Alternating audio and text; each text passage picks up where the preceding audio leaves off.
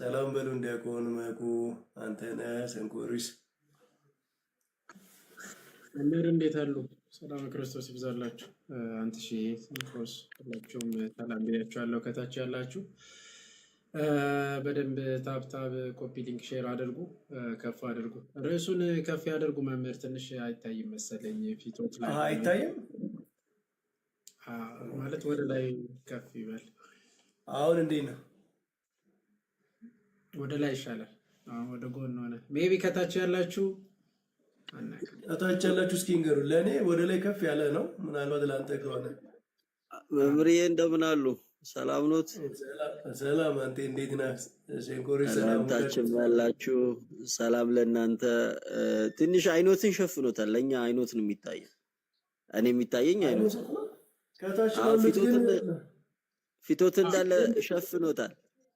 ከፍ ይበል በደንብ ወደ ላይ እንዳይጠፋ ነው።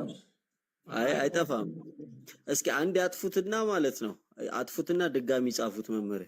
እሺ አሁን ጠፋ አይደል? አሁን ጠፋ። ከዛም ድጋሚ ጻፉት፣ ችግር የለውም።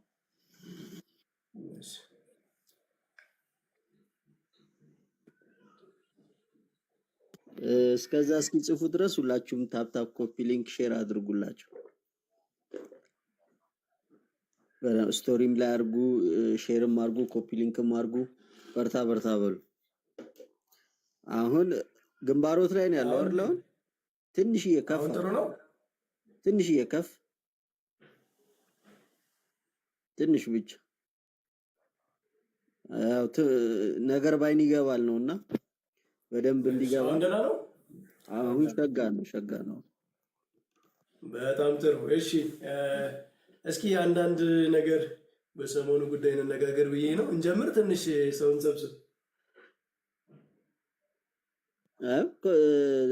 አንድ ዝማሬ አብሶ የሆሳና ደግሞ ትንሽዬ ስለ ሆሳናም የሆነች ነገር 1-2 ደቂቃ ወሰዱና ነግረውን አስተምረውን በዛው ይቀጥላሉ። አይሻልም? ትንሽዬ ስለ ሆሳና ማለት ነው።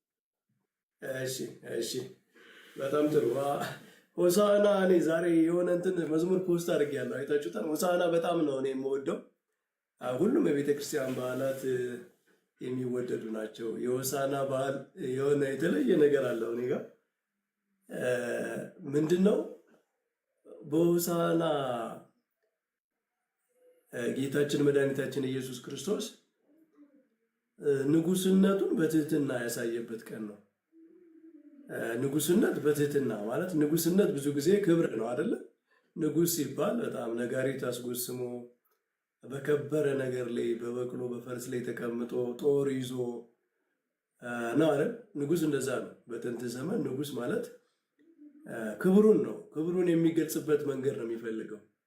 እና የጌታችን የመድኃኒታችን የኢየሱስ ክርስቶስ ግን ንጉስሽ ትሑት ሆኖ በአህያ ውርንጭላ ላይ ሆኖ ይመጣል ብሎ ነቢያት እንደተናገሩት የኛ ንጉስ ክርስቶስ ንጉስነቱን በትህትና የሚገልጽ በትህትናው ውስጥ ደግሞ ንጉስነቱ የሚገለጥ ትህትናውና ንጉስነቱ የማይጣላበት። በሰዎች ብዙ ጊዜ ራሳቸውን ከፍ ከፍ አድርገው ለማስከበር ሲፈልጉ ትህትናን ያጣሉ። ክርስቶስ ግን ዝቅ ብሎ በአህያ ውርንጭላ ላይ ሆኖ እንኳን ሆሳዕና በአርያም ለወልደ ዳዊት የአባታችንን የዳዊት መንግስት የተባረከች ነች እያሉ ሕፃናት ሳይቀር ዘምረውለታል። እና የክርስቶስን መንግስት እንዲህ ነው የምንቀበላት፣ በትህትና። በዓለም ስርዓት አይደለም ማለት ነው። እኔ ዓለማዊ ስርዓት አይደለም። የክርስቶስ መንግስት መንግስተ ሰማያት የዚህ ዓለም ስርዓት አይደለችም። በትህትና ውስጥ መክበር ነው ጌታ ያስተማረን። ይሄ ራስን ከፍ ከፍ በማድረግ ራስን በማሳየት በማንገስ ራስን በማስቀደም ምናምን የሚገኝ ክብር ሳይሆን የመንግስተ ሰማያት ክብር በትህትና ነው። ክርስቶስ ወደ ኢየሩሳሌም ሲገባ ሆሳና እየተባለ ሲገባ የዚህ ዓለም ነገስታት የሚከብሩበትን በቅሎ ፈረስ እዛ ላይ ተቀምጦ ምናምን ወታደር ይዞ ምናምን አይደለም የመጣው። እሱ የመጣው በትህትና። እንግዲህ አህያ ለጭነት ብትሆን እንጂ የከበሩ ሰዎች ቁጭ ብለው ነገስታት ቁጭ ብለው የሚሄዱባት አልነበረችም። እና የትህትናው ነገር በጣም ይደንቃል ነው። የትህትናው ነገር የክርስቶስ የትህትናው ነገር የክርስቶስን የትህትናውን ነገር ሰዎች ባሰብን ቁጥር ልዕልናው ይታየናል። በትህትናው ውስጥ ራሱ ልዕልናው ይታየናል። የእግዚአብሔር ድካም፣ የእግዚአብሔር ትህትና በምድር ዝቅ ዝቅ ብሎ ማስተማሩ በራሱ ክብሩን ነው የሚያሳየን። ሰሞኑን እንግዲህ በሰሞነ ሕማማት ስንሰግድ ምንድን ነው የምንለው? ለከ ኃይል ክብር ወስብሐት አማኑኤል አምላኬ ክርስቶስ ንጉሴ ኢየሱስ መድኃኔ እያልን እንላለን አይደል? መድኃኒታችን ኢየሱስ ለአንተ ኃይል ክብር ምስጋና ይገባል። ንጉሳችን ክርስቶስ ለአንተ ኃይል ክብር ምስጋና ይገባል። አምላካችን አማኑኤል ለአንተ ኃይል ክብር ምስጋና ጽን ይገባል እያልን እንሰግዳለን። ለምንድን ነው እንደዚህ እያልን የምንሰግደው ካል የክርስቶስ ሕማሙ፣ የክርስቶስ ድካሙ፣ የመስቀሉ ድካም ትሕትናው ራሱን ዝቅ አድርጎ በመስቀል ላይ የከፈለው መከራ ለእኛ ክብሩ ነው። አሕዛብ ይሳለቁበታል አይደል እንዴ? እናንተ እኮ የተሰቀለ አምላክ ነው አምላካችን የምትሉ፣ እናንተ እኮ ራሱን ዝቅ ያደረገ ሰው የሆነ የበላ የጠጣ እንዲህ የሆነ አምላክ ነው አምላካችን የምትሉ እያሉ አሕዛብ ሰው በመሆኑ መከራ በመቀበሉ በሞቱ ይሳለቃሉ። እኛ ግን ያ የክርስቶስ የክብሩ መገለጫ ነው። የክርስቶስ የምስጋናው መገለጫ ነው። ለምን? ይህንን ሁሉ ያደረገው ስለ ሰው ፍቅር እንጂ እሱ በባህሪው እንደዚያ ሆኖ አይደለም። የሚሞቱ ነው አይደለም የሞተው። የሚደክሙ ነው አይደለም የደከመው። መከራ መቀበል የባህሪው ሆኖ አይደለም መከራ የተቀበለው። መከራ ይቀበል ዘንድ ወደኛ ዓለም መጣ፣ የኛን ስጋ ለበሰ፣ ራሱን ዝቅ አደረገ። ስለምን? ፍቅር ሰሐቦ ለወልድ አይደል? ፍቅር ስቦት። ታዲያ ይህንን ባሰብን ጊዜ እኛ አምላካችን የበለጠ እንወደዋለን፣ የበለጠ እናከብረዋለን፣ የበለጠ እንገዛለታለን። ለከ ኃይል ክብር ወስብሐት፣ ለአንተ ክብር ምስጋና ለአንተ ይገባል ብለን እንሰግድለታለን እንጂ አሕዛብ እንደሚሉት አንልም ነው። እና ለእኛ የክርስቶስ መከራው ራሱ መክበሪያው ነው። መስቀሉ መክበሪያ ነው። ዮሐንስ በወንጌሉ ስለ መስቀል ሲናገር ገና ክርስቶስ ኢየሱስ አልከበረም ነበርና ይላል። መንፈስ ቅዱስ ያልወረደበት ምክንያት ሲናገር ገና ኢየሱስ አልከበረም ነበርና እና ምን ብሎታል? መስቀሉን ክብር ብሎታል። ዮሐንስ አፈወርቅም ይህንን ይዞ የልጁን መከራ ክብር ላለ ለእግዚአብሔር ምስጋና ይገባል ብሎ ደግሞ እግዚአብሔርን አመስግኗል።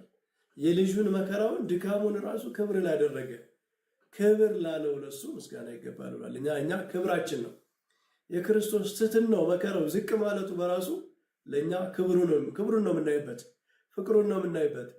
አሕዛብ ይሰናከሉበታል። እንዲህ አይነት አምላክ ምናምን ይላሉ። እኛ ደግሞ እንደነቅበታለን። እኛ እንደነቃለን። እንዲህ አምላካችን ምን ቢወደን ነው፣ የፍቅሩ መጠን ምን ቢሆን ነው ብለን የምንደነቅበት ነው። እና አምላካችን ክብሩን እንደዚህ ነው የገለጠው። አምላካችን ፍቅሩን እንደዚህ ነው የገለጠው። ዝም ብሎ በሰማይ ሆኖ አይደለም ያየን ማለት ነው። አይ ከወረድኩማ ዝቅ እላለሁ፣ ራሴን በዚህ መንገድ ፍቅሬን ገልጬ ስለ ሰው ልጆች በዚህ መንገድ ራሴን አሳልፌ ሰጥቼ ባድናቸው ኧረ የኔ ክብር ይነካል፣ ኧረ ዝቅ እላለሁ ብሎ እንደ አሕዛብ አማልክት እንደዛ አይደለም የሚያስበው የኛ አምላክ ማለት ነው። የኛ አምላክ ፍቅሩን ለመግለጽ ደንበር የሌለው ነው። ፍቅሩን ለመግለጽ ጫፍ የሌለው ነው። ለዛ ነው ክርስትና ከሃይማኖቶች አንዱ አይደለም። በነገራችን ላይ ያው በፖለቲካ ምናምን ሲመዘገብ፣ በዚህ ዓለም መንግስታት ምናምን ሲመዘገብ ከሃይማኖቶች አንዱ ይመዘገባል እንጂ ክርስትና የሃይማኖቶች ፍጻሜ ነው። ሰዎች እግዚአብሔርን በተለያየ መንገድ ናቹራል በሆነ አእምሮ ዝም ብለው ፍጥረታዊ በሆነ በኮመን ሴንስ የራሳቸውን አማልክት ፈጥረው ኖረዋል። እግዚአብሔርን ይፈልጉ ነበር። በእርግጥ ግን እየፈለጉ ግን አልደረሱበትም። ምክንያቱም የእግዚአብሔርን የጥበቡን የፍቅሩን ነገር ሊረዱ ስለማይችሉ ማለት ነው። እና ክርስትና ማለት የሰው ልጅ ወደ እግዚአብሔር ለመውጣት ጥሮ ሞክሮ ሲያቅተው እግዚአብሔር ወደ ሰው ልጆች ያደረገው መልስ ነው። እና ክርስትና መልስ ነው።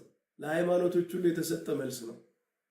ለሃይማኖቶች ሁሉ የተሰጠ መልስ ነው እንጂ ከሃይማኖቶች አንዱ አይደለም። እና ይሄ የክርስቶስ የሆሳዕና በዓል ይህንን ነው የሚያሳየን። የክርስቶስ በትህትናው ውስጥ መንግስቱን ገልጧታል። በአህያ ውርንጭላ ላይ ተቀምጦ እንኳ ሕፃናት አመስግነውታል። እና ንጹህ የሆኑ እንደ ሕፃናት የዋህ የሆኑ ሰዎች የሚኖሩበት መንግስት ነች ያለችኝ ሲል ነው። በጣም አወቅን ተመራመርን የሚሉ በጣም ኢንቴሊጀንትን አዋቂ ነን ምናምን የሚሉ ሰዎች የማይረዱትን ምስጢር የዋህ ሰዎች ይረዱታል። አያችሁ፣ የዚህ ዓለም ጠቢባን አላወቋትም ይላል ጳውሎስ። አውቀውስ ቢሆን የክብርን ንጉሥ ክርስቶስን ባልሰቀሉት ነበር ይላል። እና እውቀት ብቻ እኮ ሰውን አያድነው። አዋቂ መሆን ብቻ ሳይሆን እውነተኛ መሆን፣ ለህሊና መታመን፣ የተገደበ በራሱ የማይኩራራ ትዕቢተኛ ያልሆነ ሰው፣ እሱ ባስቀመጠው መርህ ብቻ የማይገዛ በቃ የራሱን ኤፒስቴሞሎጂ አስቀምጦ የሚኖር ሰው አለ። እውቀት ማለት ይሄ ነው ብሎ ከዚያ ውጭ ዞሮ የማያይ ማለት ነው። እኒህ አይነት ሰዎች አያውቋትም። የክርስቶስን መንግስት የሚረዷት የዋህ የሆኑ እንደ ሕፃናት የዋህ የሆኑ ሰዎች። የዋህ ማለት ጅል ማለት አይደለም። በነገራችን ላይ የዋህ ማለት ቀና የሆነ ማለት ነው። ቀና የሆነ ራሱን የማይዘጋ የማይቃወም፣ በእውቀቱ ተመክቶ በትዕቢቱ ተመክቶ ከእውነት የማይሸሽ እንዲህ አይነት ሰዎች የሚቀበሏት መንግስት ነው ያለችኝ ሲል ከሕፃናት ምስጋና ተቀብሏል ማለት ነው። ከሕፃናት ምስጋና ተቀብሏል እና ዛሬ የሆሳዕና በዓል ድንቅ በዓል ነው። ሁለተኛ ደግሞ ጌታችን መድኃኒታችን ኢየሱስ ክርስቶስ ዛሬ ወደ ኢየሩሳሌም ነው የእሑዱን ነው የማወራው እኔ። እሑድ ወደ ኢየሩሳሌም ይገባል።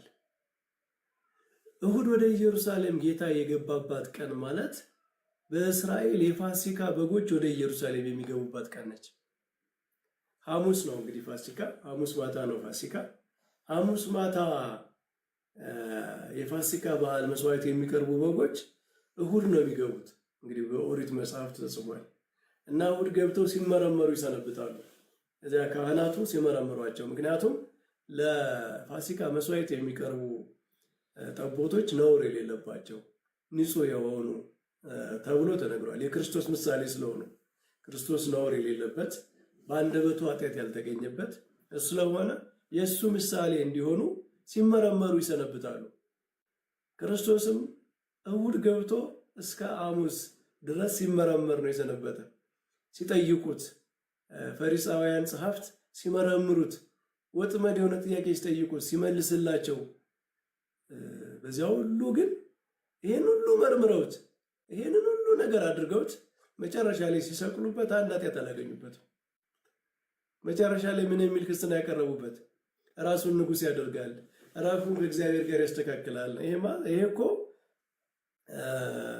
ይሄ ውሸት አይደለም፣ ኃጢአት አይደለም። እነሱ ስላላወቁት ነው እንጂ የሆነውን ነው የተናገሩት። ራሱን ከእግዚአብሔር ጋር ማስተካከልማ የእግዚአብሔር ልጅ ነኝ ብሏቸዋል።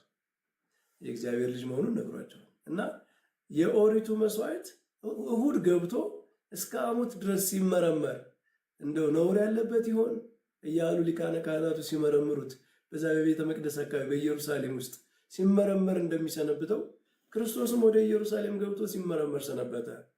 መጨረሻ ላይ ግን ምንም ኃጢአት ሳያገኙበት ዝም ብለው በውሸት ክስ ማለት እነሱ ውሸት ያሉት እሱ ግን እውነት ነው። በኋላ የውሸት ክሱ ምንድነው? ከሮማውያን ጋር ሊያጣሉት የሮምን መንግስት ይቃወማል ምናምን ብለው ሐሰተኛ ምስክር አስመስክረው ምናምን ከሰሱት። እና በጣም የሚደንቀው ደግሞ የሮሙ ንጉሥ ራሱ የሮሙ ገዥ ኢየሩሳሌምን የሮምን መንግስት ወክሎ የሚያስተዳድር የሚገዛው ሄሮድስ ከመረመረ በኋላ ምንም በደል አላገኘሁበትም ማለት። በሮማውያን ጉዳይ በተከሰሰበት ክስ እንኳ በደል አልተገኘበትም። ራሱ ሄሮድስ ማነው ጲላጦስ፣ ይቅርታ ጲላጦስ ራሱ በዚህ ሰው ምንም በደል አላገኘሁበትም ማለት። በቃ ያ በግ ሲመረመር ከእሑድ ጀምሮ ሲመረመር ሊቃነ ካህናቱ ሲመረምሩት፣ ሰዎች ሲመረምሩት ቆይቶ እንደሚሰወው ክርስቶስም በካህናቱም በነ ጲላጦስም ተመረመረ፣ ምንም በደል አልተገኘበትም። ከዚያ በኋላ ሰቀሉት። መስዋዕቱ ነው ቀረበ ማለት ነው። የዓለምን ኃጢአት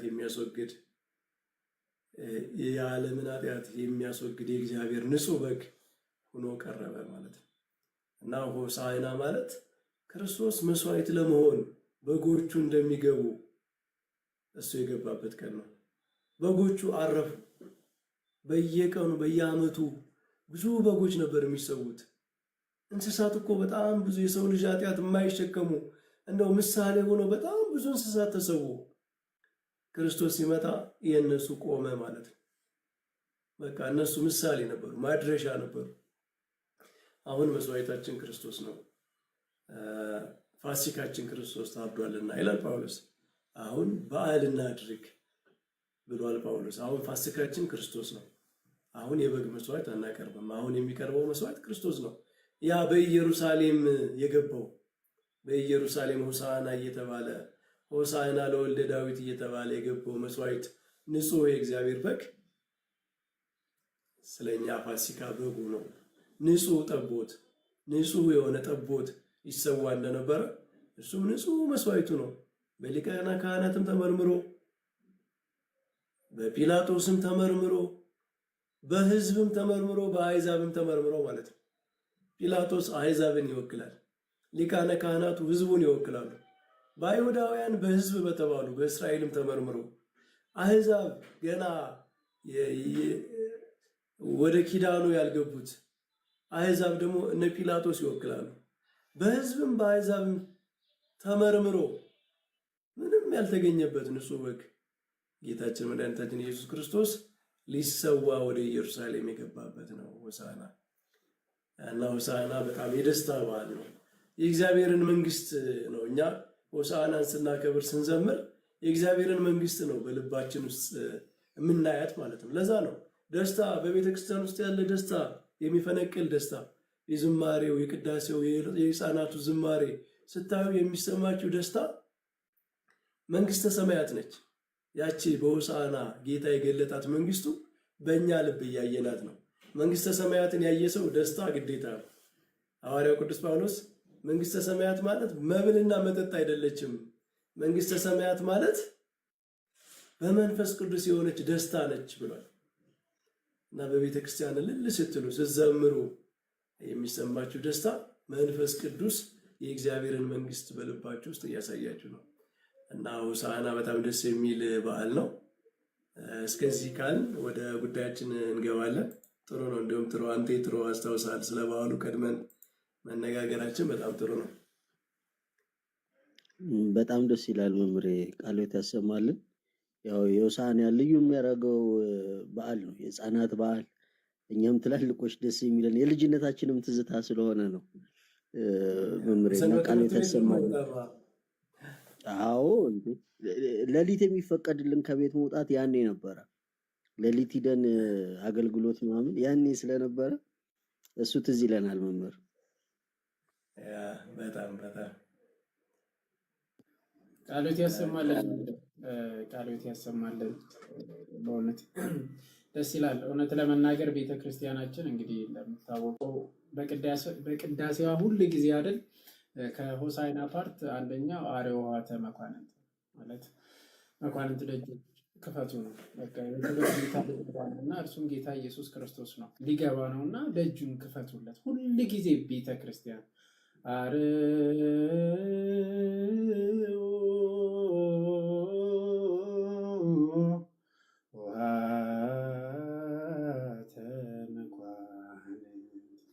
ይህንን እያለች ዕለት ደጁን ክፈቱ እያለች ቤተክርስቲያን ትጠራለች። ማንን ማለት ነው?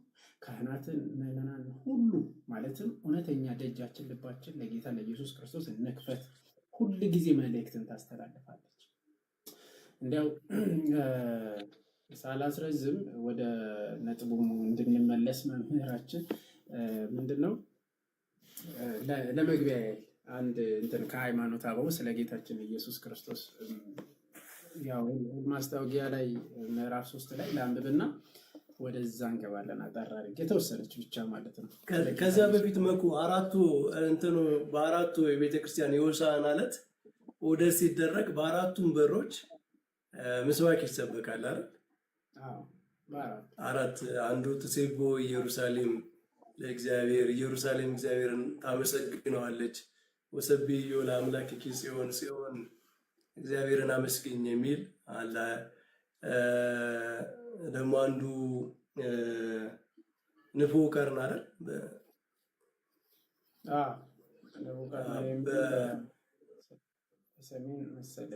በእምርት ዕለት በዓልነ እስመ ስርዓቱ ለእስራኤል ውእቱ የሚለው ማለት እና በአራቱም የቤተ ክርስቲያን በሮች ምስባክ ይሰበካል፣ ወንጌል ይነበባል። በጣም ደስ የሚሉ ይባ ንጉሠ ስብሐት የምስጋና ጌታ ይግባ እየተባለ ዝማሬ ይዘመራል እና በጣም የሚደንቅ ነው። በአራቱ በሮች የሚደረገው ዝማሬ ከፍ ይበል መምህሬ። ምኑ ጽሁፉ አሁንም ሸፍኖታል። አሁንም ሸፍኖናል። ወደታችን አድርገው እንዴ ካልሆነ እንደዚህ ዝቅ ላይ አድርጉት። በቃ እንደዚህ ይሻላል። ያ እና በአራቱም በሮች የሚደረገው ዝማሬ፣ ምስባኩ፣ ወንጌሉ ራሱ ቤተክርስቲያን በአራቱም አቅጣጫ ሰዎች የሚገቡባት በአራቱም አቅጣጫ ሰዎችን ወደ እግዚአብሔር መንግስት የምትጠራ ማለት ቤተክርስቲያን ለዚህ ህዝብ ለዚህ የዓለም ክፍል ምናምን ተብላ የተሰጠች አይደለችም። በምስራቅም በደቡብም በሰሜንም በምዕራብም የሰው ልጅ ሁሉ ወደ እግዚአብሔር መንግስት የሚገባባት ያ በአህያ ውርንጭላ ላይ ሆኖ የመጣው ትሁቱ ንጉሥ ክርስቶስ ሰዎቹን ሁሉ ወደ ቤተክርስቲያን የሚጠራበት በጣም ድንቅ ነው ስርዓቱ። የሆሳዕና ስርዓት፣ ቅዳሴው፣ ዜማው በጣም የሚደንቅ ነው። ቀጥለ መጉ እውነት ነው። እንግዲህ ከልጅነት ጀምረን ይሄንን እያልን እንግዲህ በእግዚአብሔር መንፈስ ቅዱስ ነው። በነገራችን ላይ ካሉት ከነበሩት ማለትም ያው ቤተክርስቲያናችን ብዙ በዓላት አላት። የጌታ አቢት የተባሉት 9 የጌታ በዓላት አሉ። ከዛ ውስጥ ግን በልጅነት እውነት ለመናገር ከሁሉም ደስ የሚለን የነበረው ሆሳዕና እና የህፃናቶችም ተብሎ የሚታወቀው የሆሳዕና ነው እና ትዝ ከሚለኝ ውስጥ ልጅ ሆኜ ነው እና ወደ ድቁና ምናምን የመጣ ነው እና ከአራቱም ደብራት አንድ ላይ ተሰብስቦ ነው የሚያከብሩት የነበረው እና እኔን አስቀሩኝ። ቤተ መቅደስ ጠብቅ ብሎኝ ቤተ መቅደስ ውስጥ ቀረውና ከአንድ ጓደኛዬ ጋር በቃ ያዘንኩት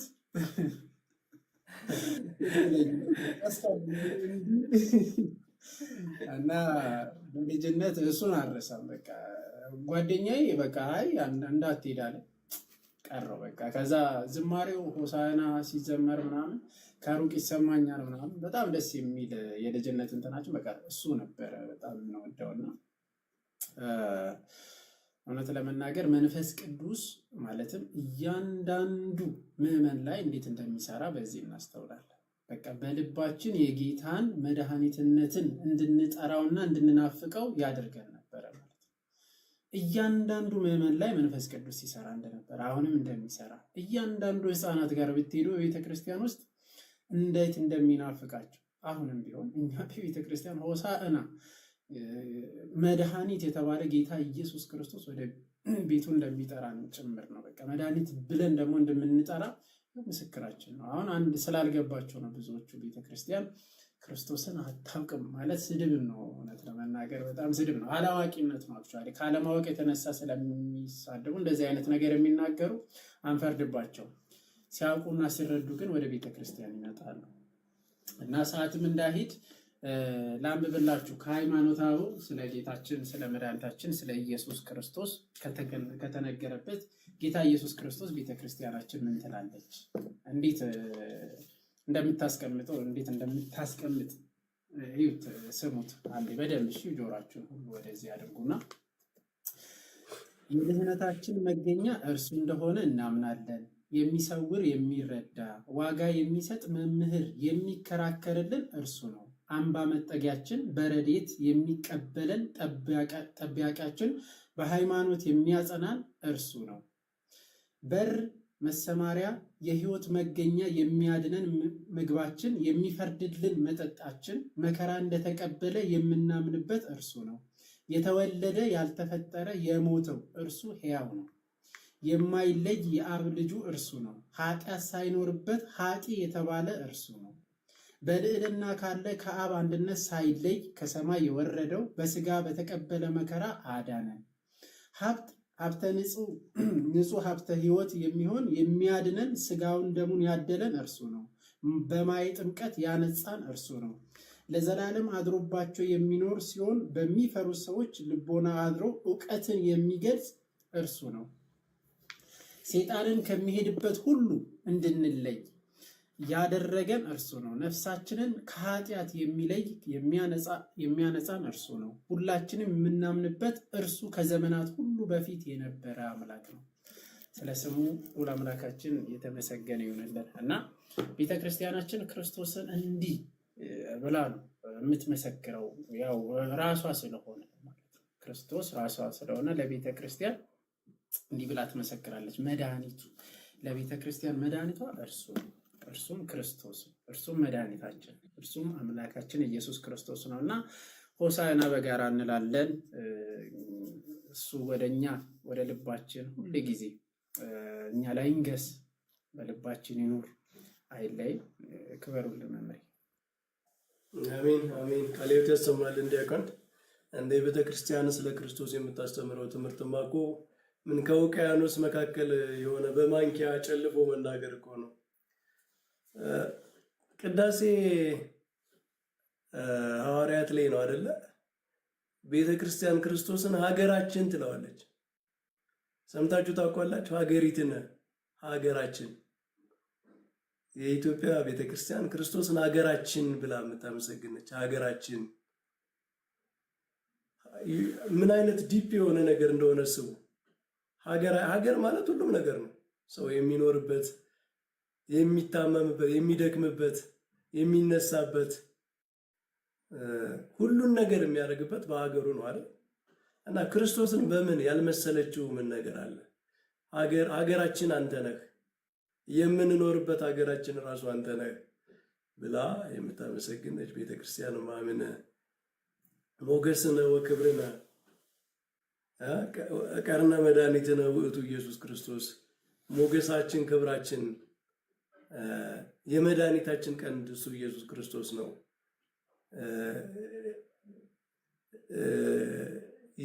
የሕይወት ድንጋይ፣ የማዕዘን ራስ እርሱ ነው። በሰው እጅ ያልተፈተለ ልብስ፣ አልጫውን ዓለም ያጣፈጠው ጨው እሱ ነው እያለች እኮ በየቀኑ የምትዘምር የምታመሰግን ቤተክርስቲያን ነች።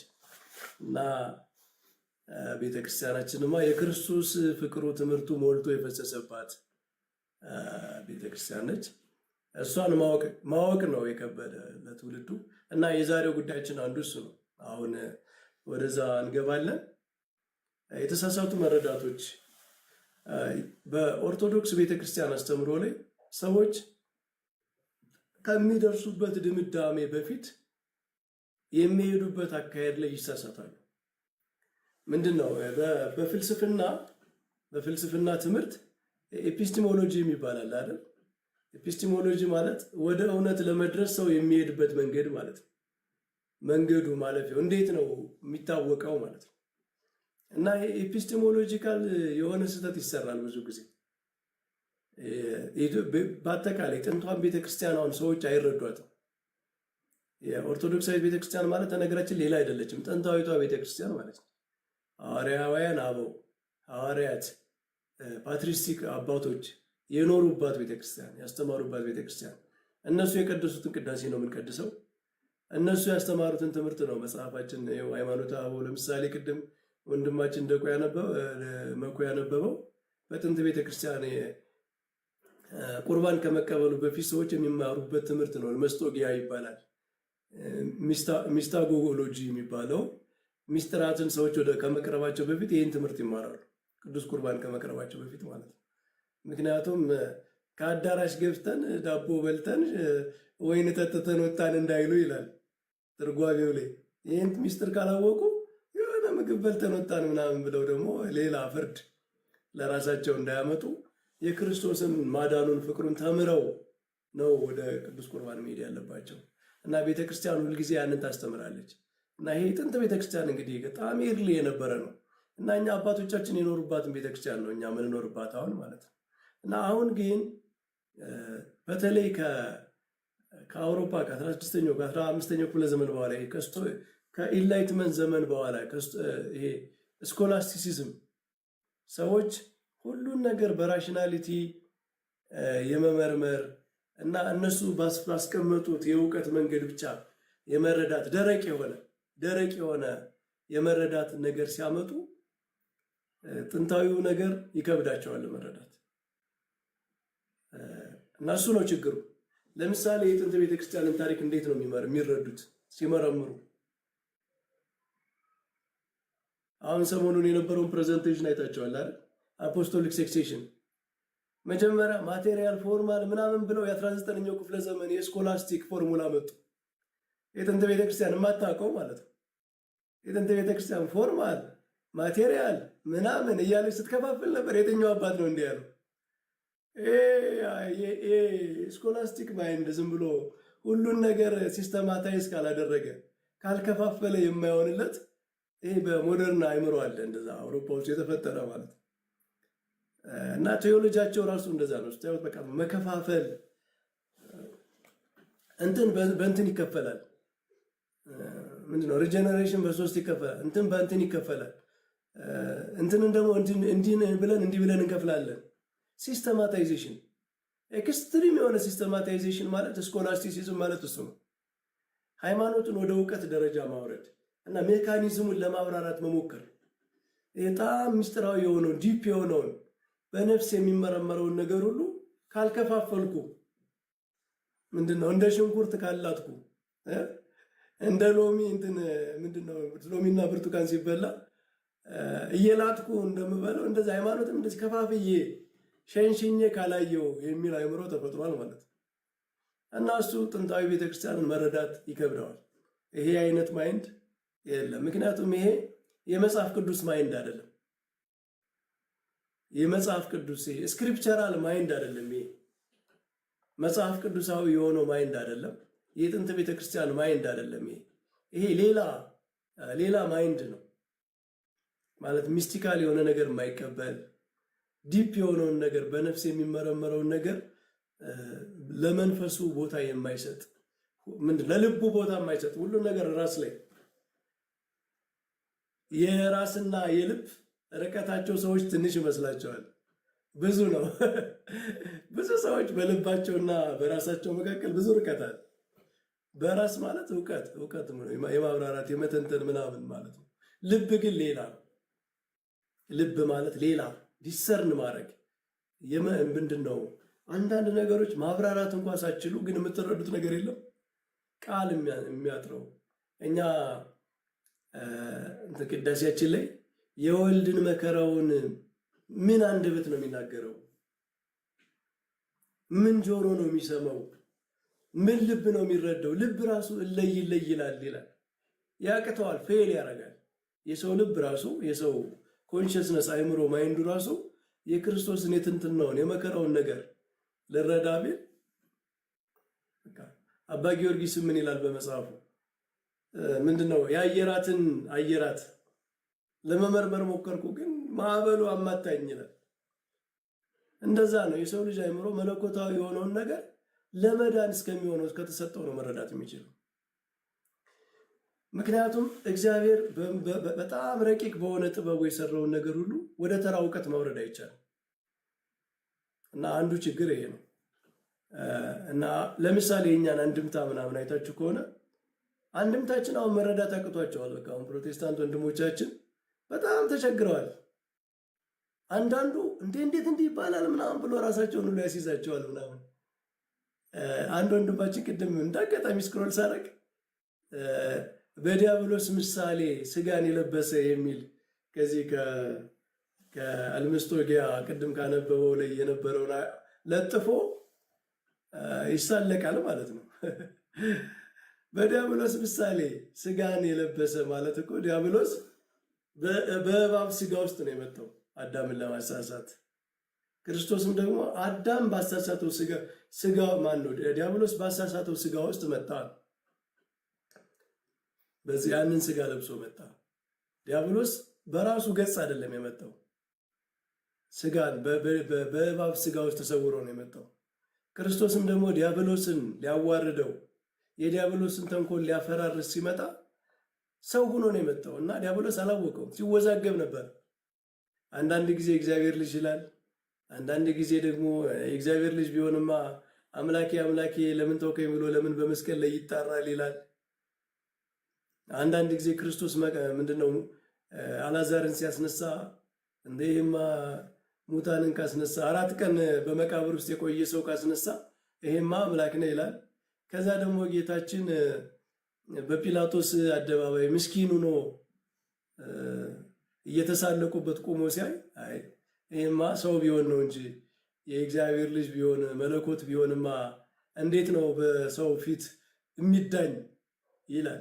እና ዲያብሎስ እንደተወዛገበ ነበር የጨረሰው ማለት ነው። ከጌታችን ከልደቱ ጀምሮ ከስንሰት ገና ከመጀመሪያው ጀምሮ እስከ መጨረሻው ድረስ በመስቀል ላይ እስከሚሸነፍ ድረስ ዲያብሎስ ሲወዛገብ ነበር እና ያንን ጥበብ የዲያብሎስ ተንኮል የፈረሰው ክርስቶስ በሰው ልጅ ስጋ ተሰውሮ ስለመጣ ነው። እና ይህም በጣም ዲፕ የሆነ ነገር መረዳት ይከብዳቸዋል። ምክንያቱም የነሱ በቃ የሆነ ፎርሙላ አለ፣ ፎርሙሌት የተደረገች ነገር አለ። በጣም ሪዲዩስድ የሆነ በጣም ሪዳክሽኒስት የሆነ ፎርሙላ አላቸው። ስለ ነገረ ድነት ምናምን ሲናገሩ ለምሳሌ ነገረ ድነትን ሲያብራሩ በቃ ፔናል ሳብስቲቱሽን ነው። ይሄ የመካከለኛው ዘመን የህግ ስርዓት አለ አውሮፓ ውስጥ ሌጋል ሲስተም፣ በሱ ያብራራሉ፣ ይጨርሳሉ። በቃ እግዚአብሔር እንትን ምንድነው ክብሩ ተነክቷል፣ ተቆጥቶ ነበረ። እግዚአብሔር መዓት አፈሰሰ። ያ መዓት በሰው ልጆች ላይ ከመፍሰሱ በፊት ክርስቶስ መሃል ላይ ገባ፣ መዓት ውስጥ ላይ ፈሰሰ፣ በረደ ቁጣው። በቃ ይሄ አንድ የአውሮፓ እንትን ምንድነው ገዥ ምንድነው ሰዎች ሳይታዘዙት ሲቀሩ እና ክብሩ ሲነካ የሚያደርገውን ነገር መጽሐፍ ቅዱስ ላይ አምጥተው ነው የሚተገብሩት ማለት ነው። መጽሐፍ ቅዱስ ግን በጣም ብዙ ሜታፎር ነው ያለው ስለ ድነት። ቤዛነት አለ፣ እርቅ አለ፣ ጽድቅ አለ፣ መታረቅ አለ፣ እርቅ አለ። በጣም ብዙ ዲያብሎስ ክርስቶስ ለምንድን ነው የመጣ ሲባል በአንድ በኩል የዲያብሎስን ስራ ሊያፈርስ፣ ስለዚህ ዲያብሎስ አለ ራሱ የተዋረደ የተሸነፈ። በዚህ በኩል ደግሞ የሰው ልጅ ደግሞ የነበረበት ዕዳ በደል አለ፣ እሱ ደግሞ መደምሰስ አለበት። ደግሞ ቤዛነት አለ፣ በባርነት ውስጥ ነበር፣ ባሪያ ዋጋ ተከፍሎ ነው ነፃ የሚወጣው አይደል? መጽሐፍ ቅዱስ በጣም ሰፊ የሆነ ስፔክትረም ነው ያለው። ግን ይሄ በጣም ይጨንቃቸዋል። እንግዲህ ይሄ ለሜዲቫል አውሮፓ ማይንድ በጣም ከባድ ነው፣ እንዲህ አይነት ሰፊ የሆነ ነገር መረዳት ማለት ነው። ስለዚህ ማጥበብ አለባቸው። በቃ የሆነች ሪዲውስድ የሆነች ፎርሙላ ማለት ነው። እና ይሄ የተሳሳተ ችግር ነው። የቤተ ክርስቲያንንም ታሪክ ሲረዱ እንደዛ ነው። አሁን ቤተ ክርስቲያን አፖስቶሊክ ሰክሴሽን ለምሳሌ ሰሞኑን የነበረውን ውይይት አይታችሁ ከሆነ ቤተ ክርስቲያን አሁን በእነሱ ማይንድ የሆነ ችግር የሚሉት ነገር በታሪክ ውስጥ ካለ ተቋረጠ ማለት ነው ብለው ነው የሚያስቡት። ከዛ ያንን ሁሉ ደረደሩና በቃ ተቋርጧል ምናምን በቃ የለም ፈራርሷል የከሸፈ ነው ምናምን አሉን። ከዛ ልክ ትዝ ሲላቸው ለካ እነ አትናቴዎስና እነ ቄርሎስ ደግሞ መሀል ላይ ያሉ እነሱን ረስተዋቸው ነበረ። የእነሱ ጉዳይ ኢንቮክ እንደሚደረግ ረስተው ነበረ ማለት ነው። እዛ 3ኛው ክፍለ ዘመን ላይ በቃ ፈርሷል ጠፍቷል የለም ምናምን ተብለን እኛ አትናቴዎስን አነሳን። በኋላ አትናቴዎስንስ ምን ታረጉ ሲባል አይ እንደው እዛ አካባቢ ችግር ቢኖርም እንደምንም አልፏል፣ እንደምንም አትናቴዎስ ጋር ደርሷል ተባልን ማለት ነው። ከዛ ደግሞ 4ኛው ክፍለ ዘመን ላይ ደግሞ አርዮሳውያን በቃ መንበሩን እኮ አበላሽተውታል ተባል። ከዛ ደግሞ ከአርዮሳውያን በኋላ ደግሞ ሌላ አለ፣ ቄርሎስ አለ። ቄርሎስ ደግሞ የዓለም ቤተክርስቲያን የምትቀበለው የዓለም መምህር ነው የሚባለው፣ መምህረ ዓለም ነው የሚባለው፣ ዓለም የሚቀበለው ሰው ማለት ነው። እና እሱን ምን ያድርጉት? ስለዚህ እንደምንም ብሎ አልፏል አሉን ማለት ነው።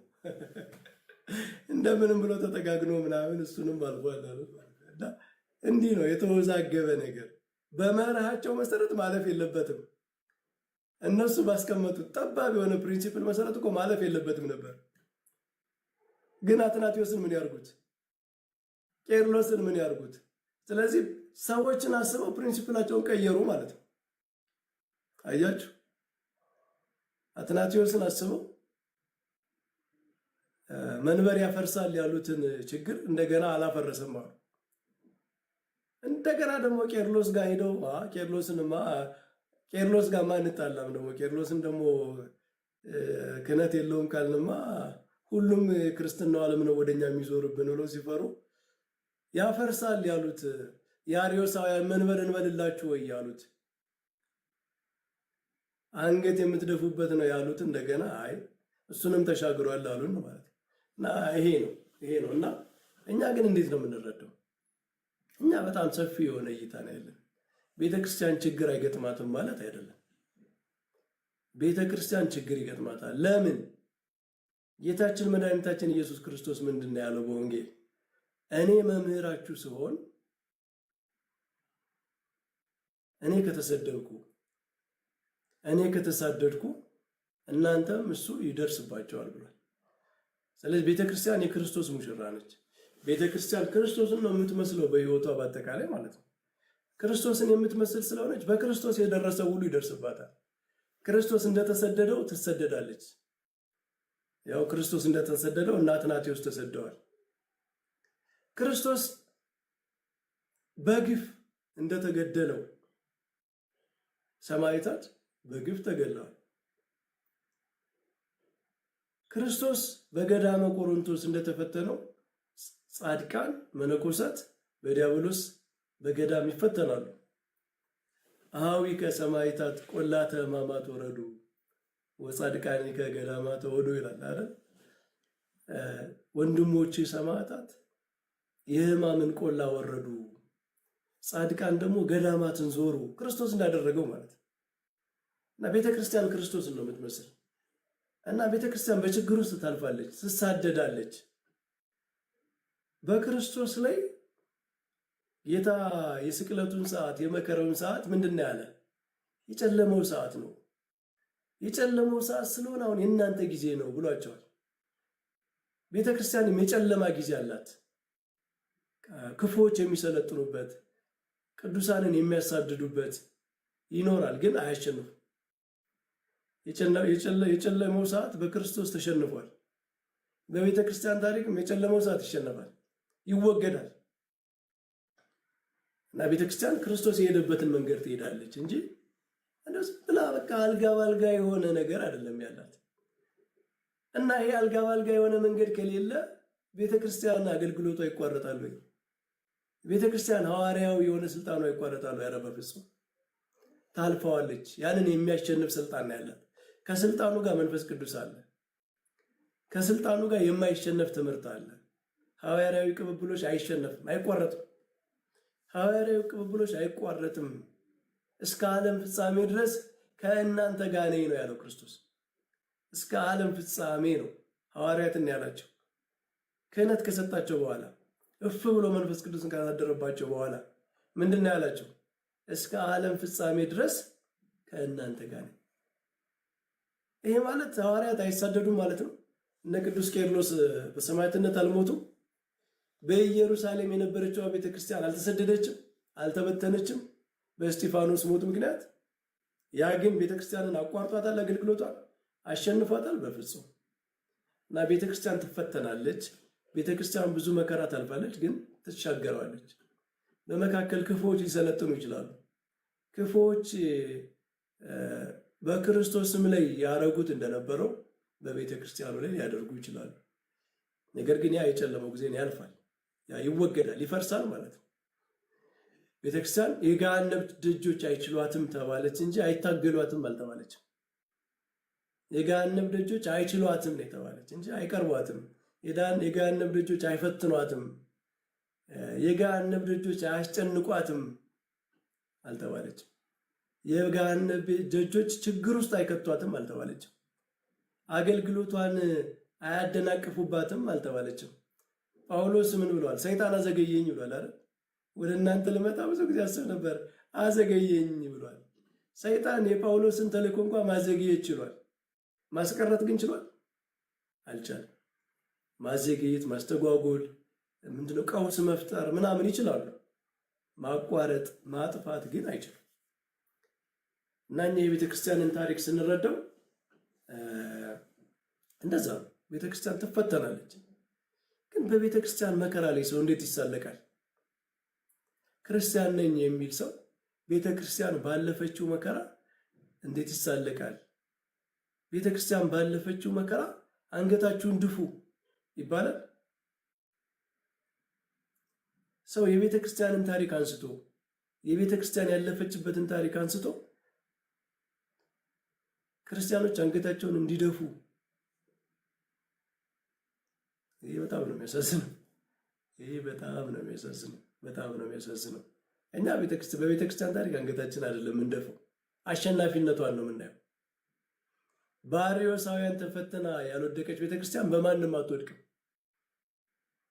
በሰማዕታት ዘመን ተፈትና ያልወደቀች ቤተክርስቲያን ምንም አይነት መከራ እንደማይጥላት ነው የምናውቀው።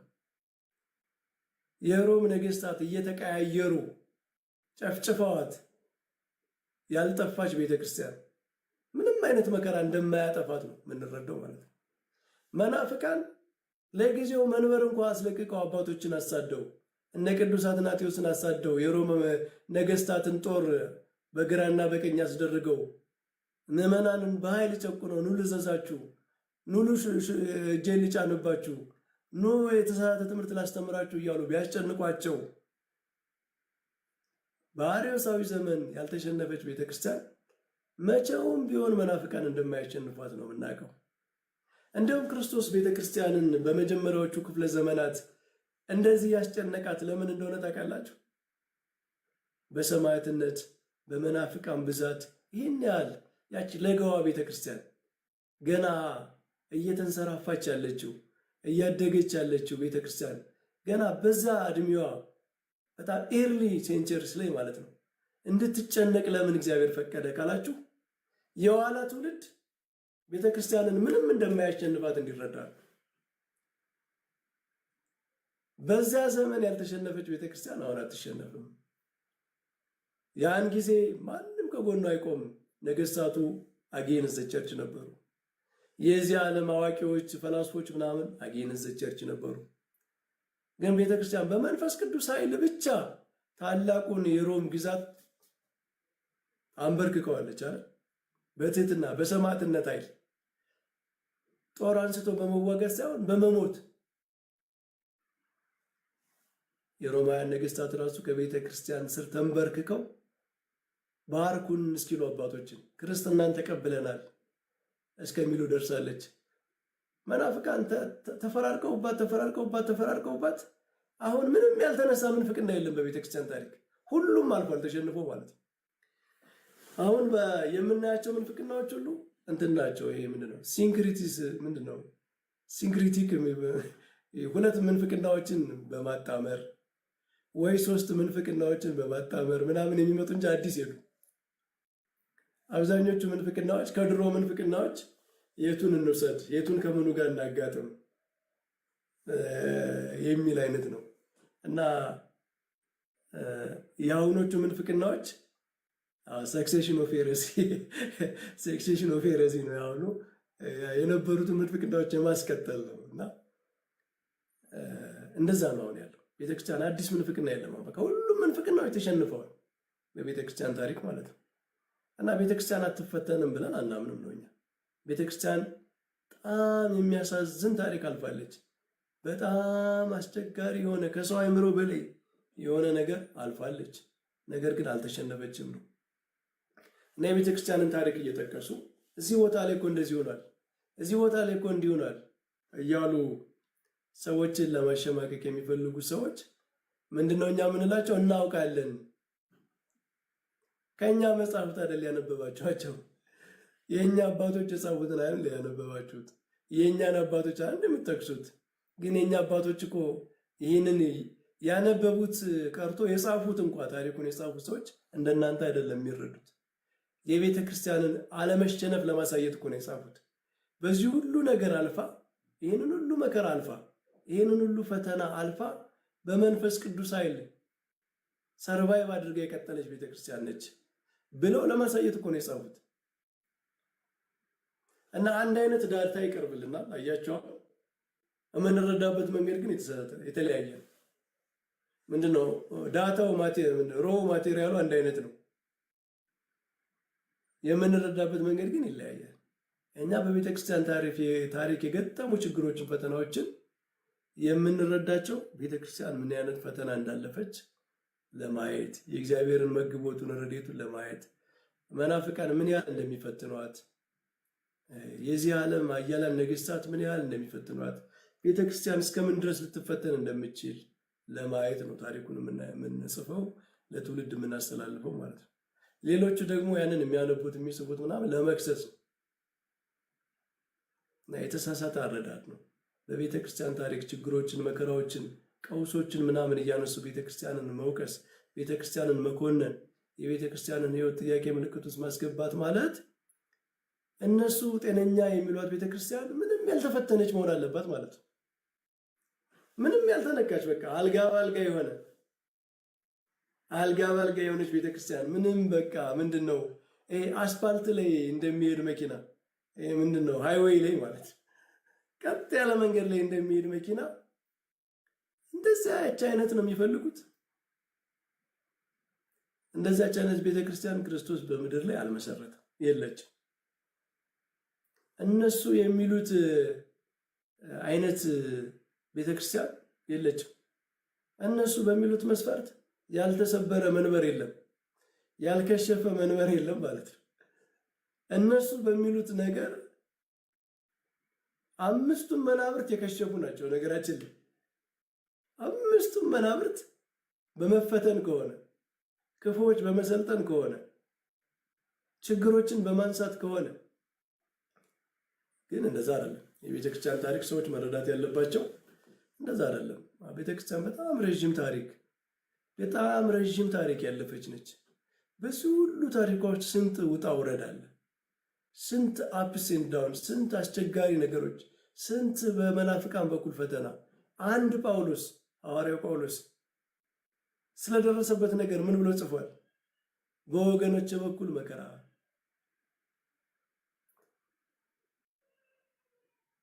መርከቤ ስንት ጊዜ ተሰበረብኝ ነው ያለው። 41 ሲቀር ተገረፍኩ፣ ይህን ያህል ጊዜ ተሰደድኩ እያለ ሐዋርያው ይናገራል የደረሰበትን መከራ።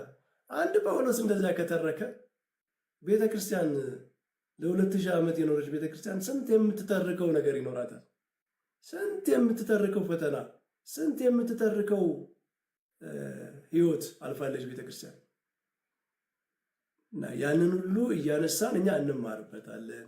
ቤተክርስቲያን በእውነትም እግዚአብሔር ያቆማት ተቋም፣ እግዚአብሔር የሰራት ቤት፣ እግዚአብሔር የሰራት መንግስቱ ስለሆነች ነው እንጂ በዚህ ሁሉ ነገር ውስጥ አልፋ እንዴት ካሁን ደረሰች እንድንል ነው የሚያደርገን ማለት ነው። እና መረዳታችን ይለያያል፣ ፐርስፔክቲቫችን ይለያያል።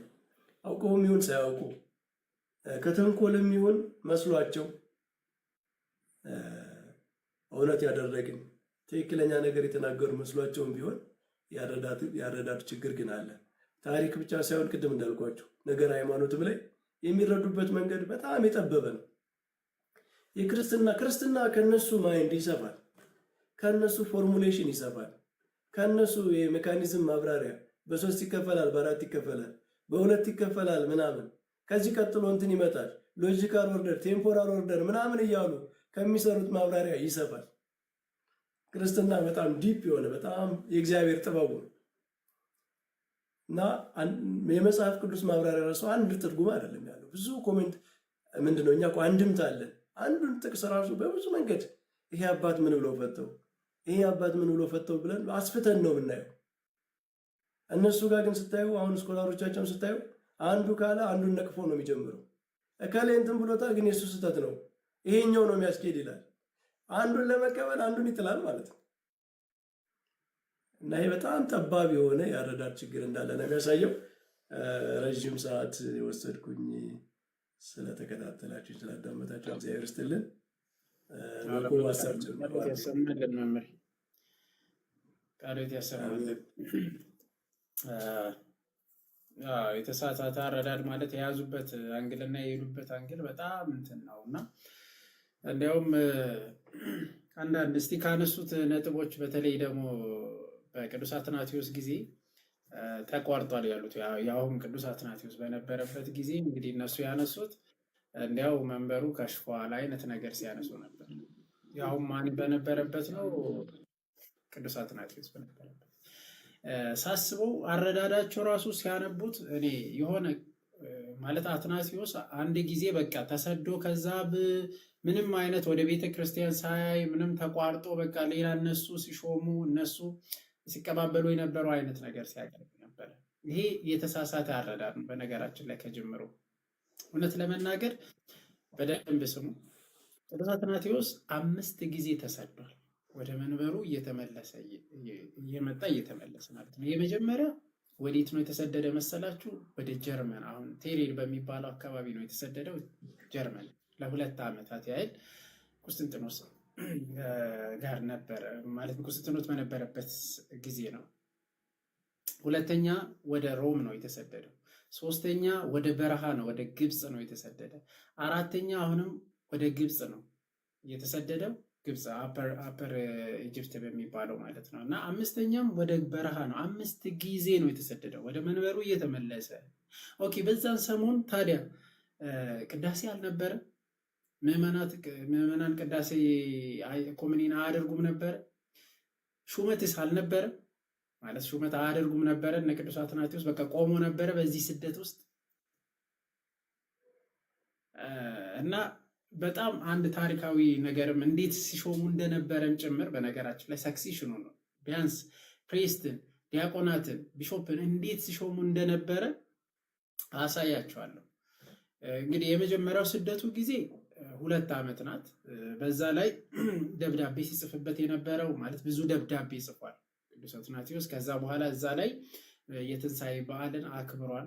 እዛ በነበረበት በመጀመሪያው ስደቱ ማለት ነው። ከዛ ሁለተኛው ላይ በደንብ አስተውሉ። የሁለተኛ ስደቱ ላይ ነው እብን ፍሪምናጦስ የተሾመ። አሁን በስደት ጊዜ ነው ፍሪምናጦስ የተሾመ። አንዳንድ እንትኖችን ስታነቡት የምታገኙት ይህንን ነው። በ7 ዓመት በተሰደደ ጊዜ ልክ እንደተመለሰ ነው ማንን የሾመው? ፍሪምናጦስን። የኢትዮጵያ ሊቀ ጳጳስ አድርጎ የሾመ ራሱ ያኔ ነው። አጌንስት አፖሎጂ አጌንስት ዛሪያንስ የሚለው መጽሐፉንም የጻፈው ሌተሩን ያኔ ነው። ለቤተ ክርስቲያን ደብዳቤዎችን የትንሣኤ ሌተሩን ማለት ነው ሲጽፍ የነበረው ያኔ ነው። አሁን እንግዲህ ትምህርት አልነበረም። አዎ ትምህርቱን ሲያስተላልፍ ነበረ። እና አትናቴዎስ ብቻ ነው ያኔ የነበረው ማለትም ቅዱስ አትናቴዎስ ብቻ ነው እንትን ሲያደርግ የነበረው አይደለም። ከስሩ ብዙ ሊቃነ ጳጳሳት አሉ። ከስሩ ብዙ ዲያቆናት፣ ምዕመናን በነገራችን ላይ በአጠቃላይ የአርዮሳውያንን አልተቀበሉም። የተወሰኑ ካልሆኑ በስተቀር አልተቀበሉም። ታዲያ በሶስተኛ ስደቱ ጊዜ ምን እንደተደረገ በደንብ አስተውሉ። እዚህ ጋር ምን ተከሰተ? በሶስተኛው ስደቱ ጊዜ አንድ ታላቅ ሊቀ ጳጳስ እናገኛለን። የኢዩሳቤስ ይባላል። ማለት ሁለት ኢዩሳቤሶች አሉ። በአርዮሳውያን ወገን አለ ኢዩሳቤስ አለ፣ በእኛ ደግሞ ወገን አለ ኢዩሳቤስ የሚባል ሊቀ ጳጳስ ማለት ነው። ሁለቱ አሉ። ያኛው ኢዩሳቤስ ኒቆዶሚያ የተባለ ማለት የኒቆዶሚያው ኢዩሳቤስ ነው። ይሄኛው ደግሞ የሶማሳታው ሊቀ ጳጳስ የነበረው ምን ሲያደርግ ነበረ መሰላችሁ? ይሄንን ታሪኩን አነሳላችሁ። ከአርዮሳውያን ሲመጡ እሱ ግን የወታደሮችን ልብስ እየለበሰ ማለትም የወታደሮችን ልብስ ለብሶ ማለት እነሱን መስሎ ቲያራ እየለበሰ ዲያቆናትን፣ ቀሳውስትን እየዞረ ፔርሺያ ላይ ታሪኩ ምን ላይ ታገኛላችሁ መሰላችሁ? ታሪኩን ይህንን የዘገበው ቴዎድሬት ነው። ቴዎድሬት ቡክ 4 ቻፕተር 12 ላይ ታገኛላችሁ። ምን ይላል መሰላችሁ? For when apprised that many churches were now deprived of their shepherd, ብዙ ቤተክርስቲያን ማለትም ጠባቂያቸውን ባጡበት ጊዜ ዲያቆናትን፣ ቀሳውስትን ባጡበት ጊዜ he traveled about Syria, Phoenicia, Palestine, wearing the garb of war and covering his head with tyra, ordaining what? Presbyterian and diacons, and filling up other ranks of the church, and apply he lighted on bishops. አሁን በደንብ አስተውሉ። የእንትንን እየለበሰ የወታደሮችን ልብስ እየለበሰ ይዞር ነበረ። የት የት ነው ይዞረው? ፓለስቲያን ዞሯል፣ ሲሪያን አካባቢ ዞሯል፣ ኢጅፕት ውስጥ ዞሯል። እየዞረ ምን ሲያደርግ ነበረ? ሲሾም ነበር። ይሄ ሊቀ ጳጳስ ማለት ነው። አስተውሉ። ከማን ጋር በደብዳቤ የሚያወሩት? ከአትናቴዎስ ጋር በደብዳቤ የሚያወሩት። አትናቴዎስ በነገራችን ላይ በተሰደደበት ጊዜ አሁንም አትናቴዎስ ማንን ሾሟል? ጳቁሚስን ፕሪስት አድርጎ ሾሟል። ጳቁሚስን የሾመው ማን ነው? ቅዱስ እስጢፋኖስ። መነኮሳት ሲጠብቁት ነበር። ይሄኛው አራተኛው ስደቱ ላይ ጁሊያን እንግዲህ አረማዊ በተነሳበት ጊዜ አትናቴዎስ ተሰዶ ነበረ። ከዛ በኋላ ጉባኤም ተካሄደ። እነሱ ንጹሐን እንደሆኑ በኒቂያ ጉባኤ ላይ የተወሰነ ደግሞ የተረጋገጠበት ጊዜ ነበር። በዛን ጊዜ አትናቴዎስ ማንን ሾመ አልኳችሁ? እነ ጳቁሚስን በገዳማት ሲሾም ነበረ ማለት ነው። ፕሪስትን ሲሾም ነበር። ይህንን ታገኛላችሁ። ሌላኛው እንግዲህ ሌላ ምን ታገኛላችሁ መሰላችሁ?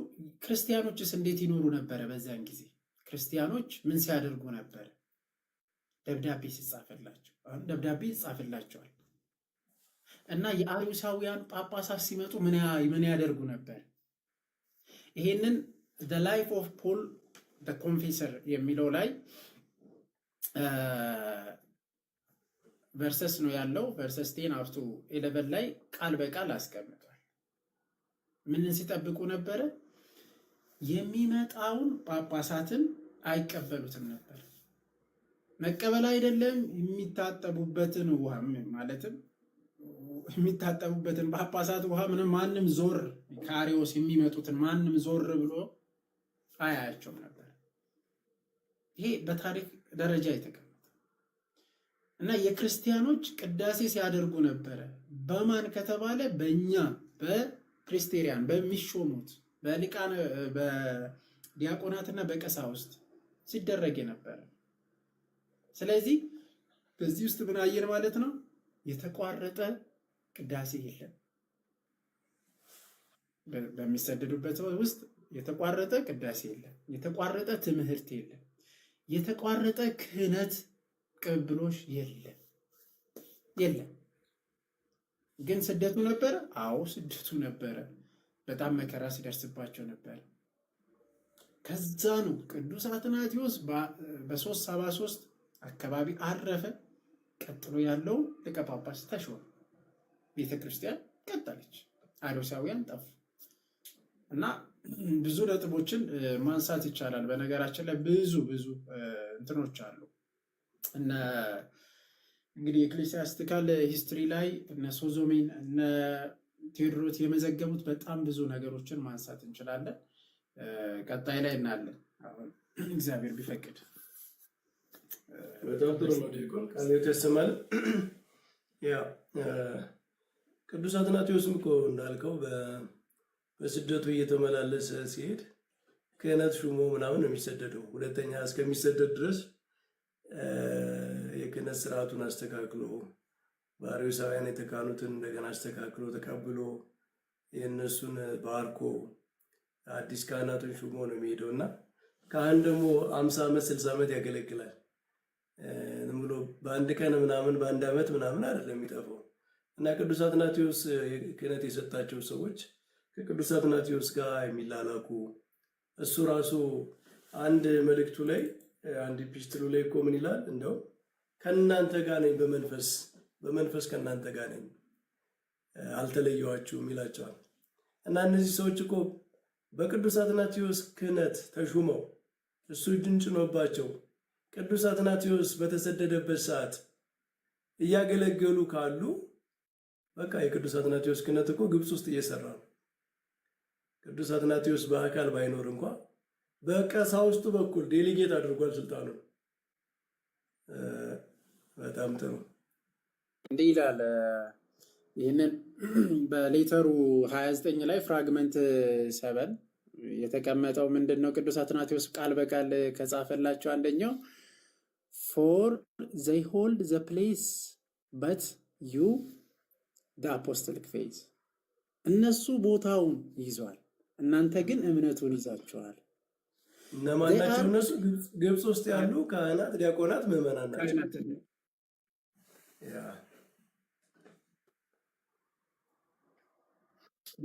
እነሱ ያንን ይዟል ይቀጥልና they are it is true in the places but outside of the true faith the true faith እነሱ እዛ ላይ የተቀመጡት ቦታ ስለ ቦታ አይደለም ማለት ሙሉን ስናነብ ስለ ቦታ አይደለም ወይም ስለ ተቀመጡበት ምናምን አይደለም እኛ ፌዙን ነው ያዝነው እምነታችን ቦታ ሳይሆን ወይም ደግሞ ህንጻ ሳይሆን ይላል ቃል በቃል ይሄንን እዚህ ላይ ያለ እና እኛ ህንጻው ሳይሆን እምነታችን ቤተክርስቲያን የምትባለው ሰዎች ናቸው እምነቱን እኛ ይዘናል እነሱ ቦታቸውን ይዙ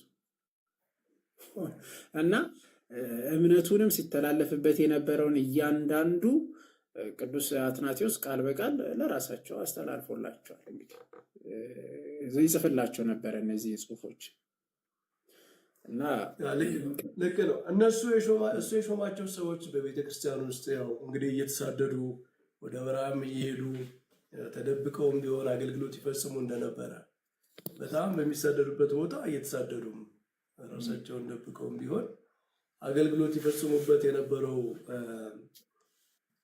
ይፈጽሙ እንደነበረ የሚታወቀው እምነታቸውን ይዘው እንደኖሩ የሚታወቀው እኮ ቅዱስ አትናቴዎስ ሁል ጊዜ ከስደት ሲመለስ በጣም ትልቅ አቀባበል ይደረግለት የነበረው እንደውም ቅዱስ ጎርጎርዮስ ዘእንዚናዙ ኦሬሽን 21 ላይ ይመስለኛል ኦሬሽን 21 ላይ ኦን ሴንት አትናሺየስ አሌክሳንድሪያ የሚል አንድ ኦሬሽን ስብከት አለ ትምህርት ማለት እና እዛ ላይ ምን ይላል ቅዱስ አትናቴዎስ ከስደት ሲመለስ የሆነ ልዑል የንጉስ ልጅ ወይም ንጉስ እንደሚሄድ ለሱ የተደረገ አቀባበል ነው የሚመስል እነዚህ አርዮሳውያን ደክመው እንደገና አትናቴዎስ ወደ መንበሩ ሲመለስ የእስክንድርያ ምዕመናን አትናቴዎስን የተቀበሉበት መንገድ ልዑል ወደ መንበሩ ወደ ዙፋኑ ሲመለስ ወይም ሲቀርብ ሲቀመጥ እንደሚደረገው አይነት ክብር ነው የነበረው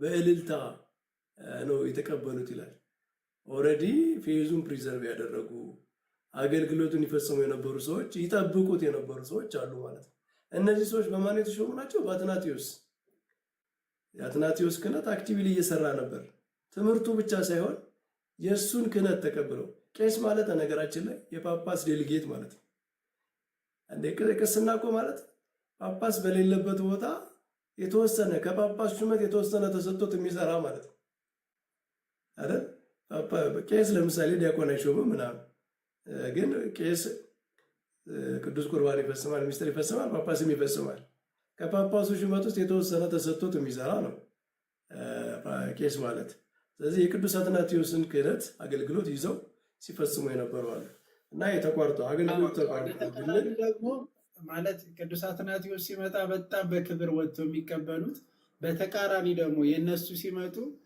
አንዴ ላሳየት ነው አሁን በተቃራኒ ይሄ የማን ነው እንግዲህ ይሄ ቴዎድሬት ነው ኤክሌሲያስቲካል ሂስትሪ ቡክ 4 ቻፕተር 30 ላይ ያስቀመጠው ማለት ነው በደንብ ይዩት the Arian faction after depriving the flock of their right excellent shepherd set up another bishop in his place በሱ ቦታ አሪያኖች ከተቀመጡ ወይም ደግሞ ካስቀመጡ በኋላ but not in inhabitant of the city where he herding in indigence or blazing in wells not a servant ማንም የለም እዛ አካባቢ ማለት ጳጳሱ ሲገባ ማንም የለም no servant not handcraftsman not hind not grander nor man nor woman whether young or old come has had been their want to gathering in the church ይሄ ሁሉ ድሮ ወደ ቤተ ክርስቲያን ውስጥ የሚሰበሰቡበት የነበሩ ሴቱም አገልጋዩ ምኑ ቤተ ክርስቲያን ውስጥ ምን አያደርጉም አይሰበሰቡም ኒው ቢሾፕ ሊቭድ ኦል አለው፣ ብቻውን ይኖራል። ኖት ሰው ሉክድ አት ሂም፣ አንድ ነፍስ እንኳ ወደ እሱ የሚያይ የለም። ኦር ኤክስቼንጅድ ኤ ወርድ ዊዝ ሂም፣ ማንም ቃል ከእሱ ጋር ቃለ ምልልስ የሚያደርግም የለም። ይሄ ቴዎድሬት ነው የጻፈው። አሁን የአሪያንስ ጳጳሳት ሲመጡ እንደዚህ ሲያደርጉ ነበረ። ህዝቡ አይቀበልም ጭራሽ ማለት ነው፣ አይሰበሰበላቸው። ይሄ እንግዲህ ዩሳቢዮስ በተነሳበት በተሰደደ ጊዜ ያኔ እንግዲህ ዩሳቢዮስ በነገራችን ላይ ከአትናቴዎስ ጋራ የተሰደደ ነው አንደኛ። ሁለተኛ ደግሞ አርዮሳውያን በመጡበት ጊዜ እሱ መጨረሻ ላይ በሰማዕትነት ያረፈ ነው እና ጸሐፊው የቤተ ክርስቲያን ጸሐፊ ታላቁ ጸሐፊ እንደዚህ ያስቀምጣል። ሌላኛውም እዚህ ውስጥም እናገኛለን እና ብዙ እንትኖችን መረጃዎች አሉ እና በተቃራኒ እንደዚህ ይሉ ነበረ ልሉት ነው መምህር። ልክ ነው። እኛ የአትናቴዎስ አገልግሎት ተቋርጦ ነበረ። በቀደም በነበረን ውይይት የሆነች ያችን ቆርጦ ምናምን እንደዚህ አይነት መልክ ይሰጡ ነበር። ምንድነው ጥያቄው የነበረ ዳዊት የሚጠይቀኝ የነበረው አትናቴዎስ በስደቱ ነው ይሾም ነበር ወይ? እንዴማ አልሾመም። በስደቱ ነው ሮሙ ነው ለግብፅ ሊሾም አይችልም። ግን ኦልሬዲ የሾማቸው ሰዎች ግን ደግሞ አገልግሎቱን እየፈጸሙ ነበር። በግብፅ ምንም አይነት እውነተኛ ቅዳሴ አይቀደስም፣ እውነተኛ ጥምቀት አይፈጸምም፣ እውነተኛ አምልኮ ተቋርጦ ነበረ ሙሉ በሙሉ የሚል እስከሌለ ድረስ ያ ደግሞ በቅዱስ አትናቴዎስ ክህነት እሱ በሾማቸው በስደት በሚመለስበት ሰዓት በፊትም ገና ሳይሰደድ ስደቱ ቅድም እንዳልከው የሚመላለስበት ነው። አንዴ ሄዶ ይመለሳል፣ አንዴ ሄዶ ይመለሳል። በዚያ ሁሉ የተሾሙ ሰዎች ግን አገልግሎት እየፈጸሙ ነበር እና ሙሉ በሙሉ የግብፅ ቤተክርስቲያን መንፈሳዊ አገልግሎት ተቋርጦ ነበር ማለት አይደለም። አትናቴዎስ የሆነ ሰዓት በስደት በነበረበት ሰዓት ሹመቱም ቅድም እንዳለው ነው እኮ ማለት በየቀንና በየዓመት አይደለም ጳጳስ የሚሾሙ ማለት እስክንድሪያ ውስጥም እኮ ቢቀመጥ በየቀኑ አይሾሙም እኮ። እሱን ነው ማለት በእኛ በኢትዮጵያ ራሱ እኮ በምን ያህል ጊዜ ውስጥ ነው ሲሾም የነበረው? ዲያቆናት ራሱ ጳጳሳት ራሱ ቀሳውስት ቆይቶ ነው እንግዲህ የሚታወቀው። አንዴ ከተሾመ እኮ ለብዙ ዓመታት የሚያገለግል ነው አንድ ጊዜ። እና ቅዱስ አትናቴዎስ እዛው ላይ ቢኖር ራሱ እና ብቻውን ደግሞ አይደለም የሚሾመው እብን ማለት ነው። ፓትርያርክ ብቻውን አይደለም የሚሾመው እና ጳጳሳት ብዙ አሉ። ከጳጳሳት ስር ያሉት ባሉበት ይሾማሉ ባገኙበት አጋጣሚ። ቀደም እንዳልኳችሁ እንግዲህ እንደዛ በዛ በስደት ውስጥ እንኳ በጣም እንትኑ ጦርነት በነበረበት ሰዓት ላይ ቤተክርስቲያን ላይ ተደብቆ እንኳን ሲሾሙ ነበር እና ቢኖር ራሱ እሱ ብቻ አይደለም አይሾምም። ራሱ እሱ ላይሾምም ራሱ ይችላል ለብዙ ጊዜ። አቡነ ማትያስ ምን ያህል ጊዜ ሾሙ እስቲ ስናየው ራሱ አቡነ ማትያስ ጵጵስና ላይ በነበሩበት ጊዜ ይሾማሉ። አሁንም ማለት ባሉበት አጠቃላይ ባሉበት ሲሾሙም ደግሞ ጳጳሳትን ሲሾሙ እሳቸው ሲሳተፉበት እንመለከታለን። ጳጳሳት በስንት ጊዜ ነው አሁን የሚሾመው? እኛ ራሱ አሁን ላይ ባለንበት ጊዜ ራሱ ምዕመኑ በበዛበት ራሱ ምን ያህል ጊዜ ውስጥ ነው የሚሾመው? እንኳን ያኔ ወደኋላ ተመልሰን የምናየው አይደለም እና አትናቴዎስ ቢኖር ራሱ እንትን አይደለም።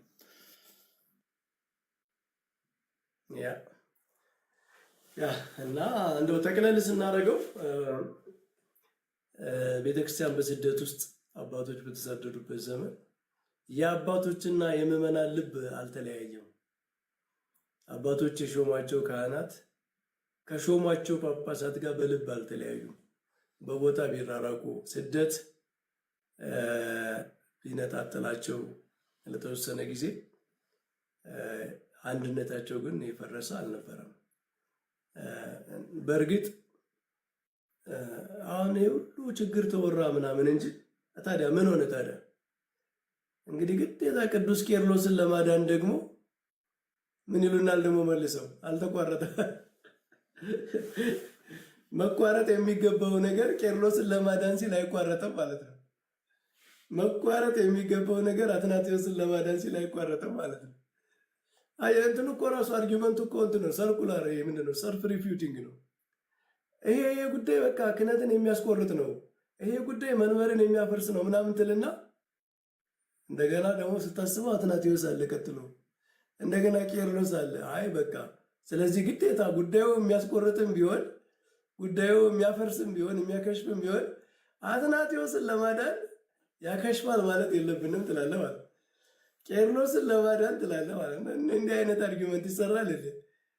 በቃ ፕሪንሲፕሉ እኮ ራሱ ከእስክንድሪያ ቤተክርስቲያን ውስጥ የነበረው ከአትናቴዎስ በፊት የነበረው አሰራር ትክክለኛ ሐዋርያዊ ክህነትን የማያስተላልፍ ከሆነ በቃ አትናቴዎስን ምንም ማድረግ አልችልም ነው ልትለው የሚገባው አይደል? አትናቴዎስ ያከብርሃለሁ እወድሃለሁ ግን ምንም ማድረግ አልችልም የለም። ምክንያቱም እየመጣል ነበር እዚህ ጋር ልክ ላይፉን ዘግቶ ሲወጣ አርዮሳዊ መሆኑን ሲያውቀው በጣም የደነገጠ ነው ይመስለኛል። ያኔ የመጀመሪያ ቀን እንደዛ እኮ ነው። አሁን አትናቴዎስ ኢንቮክስ ሲደረግ አትናቴዎስን እሱ ነው እና አትናቴዎስ ፕሪንሲፕሉን ገለበጠው ማለት ነው።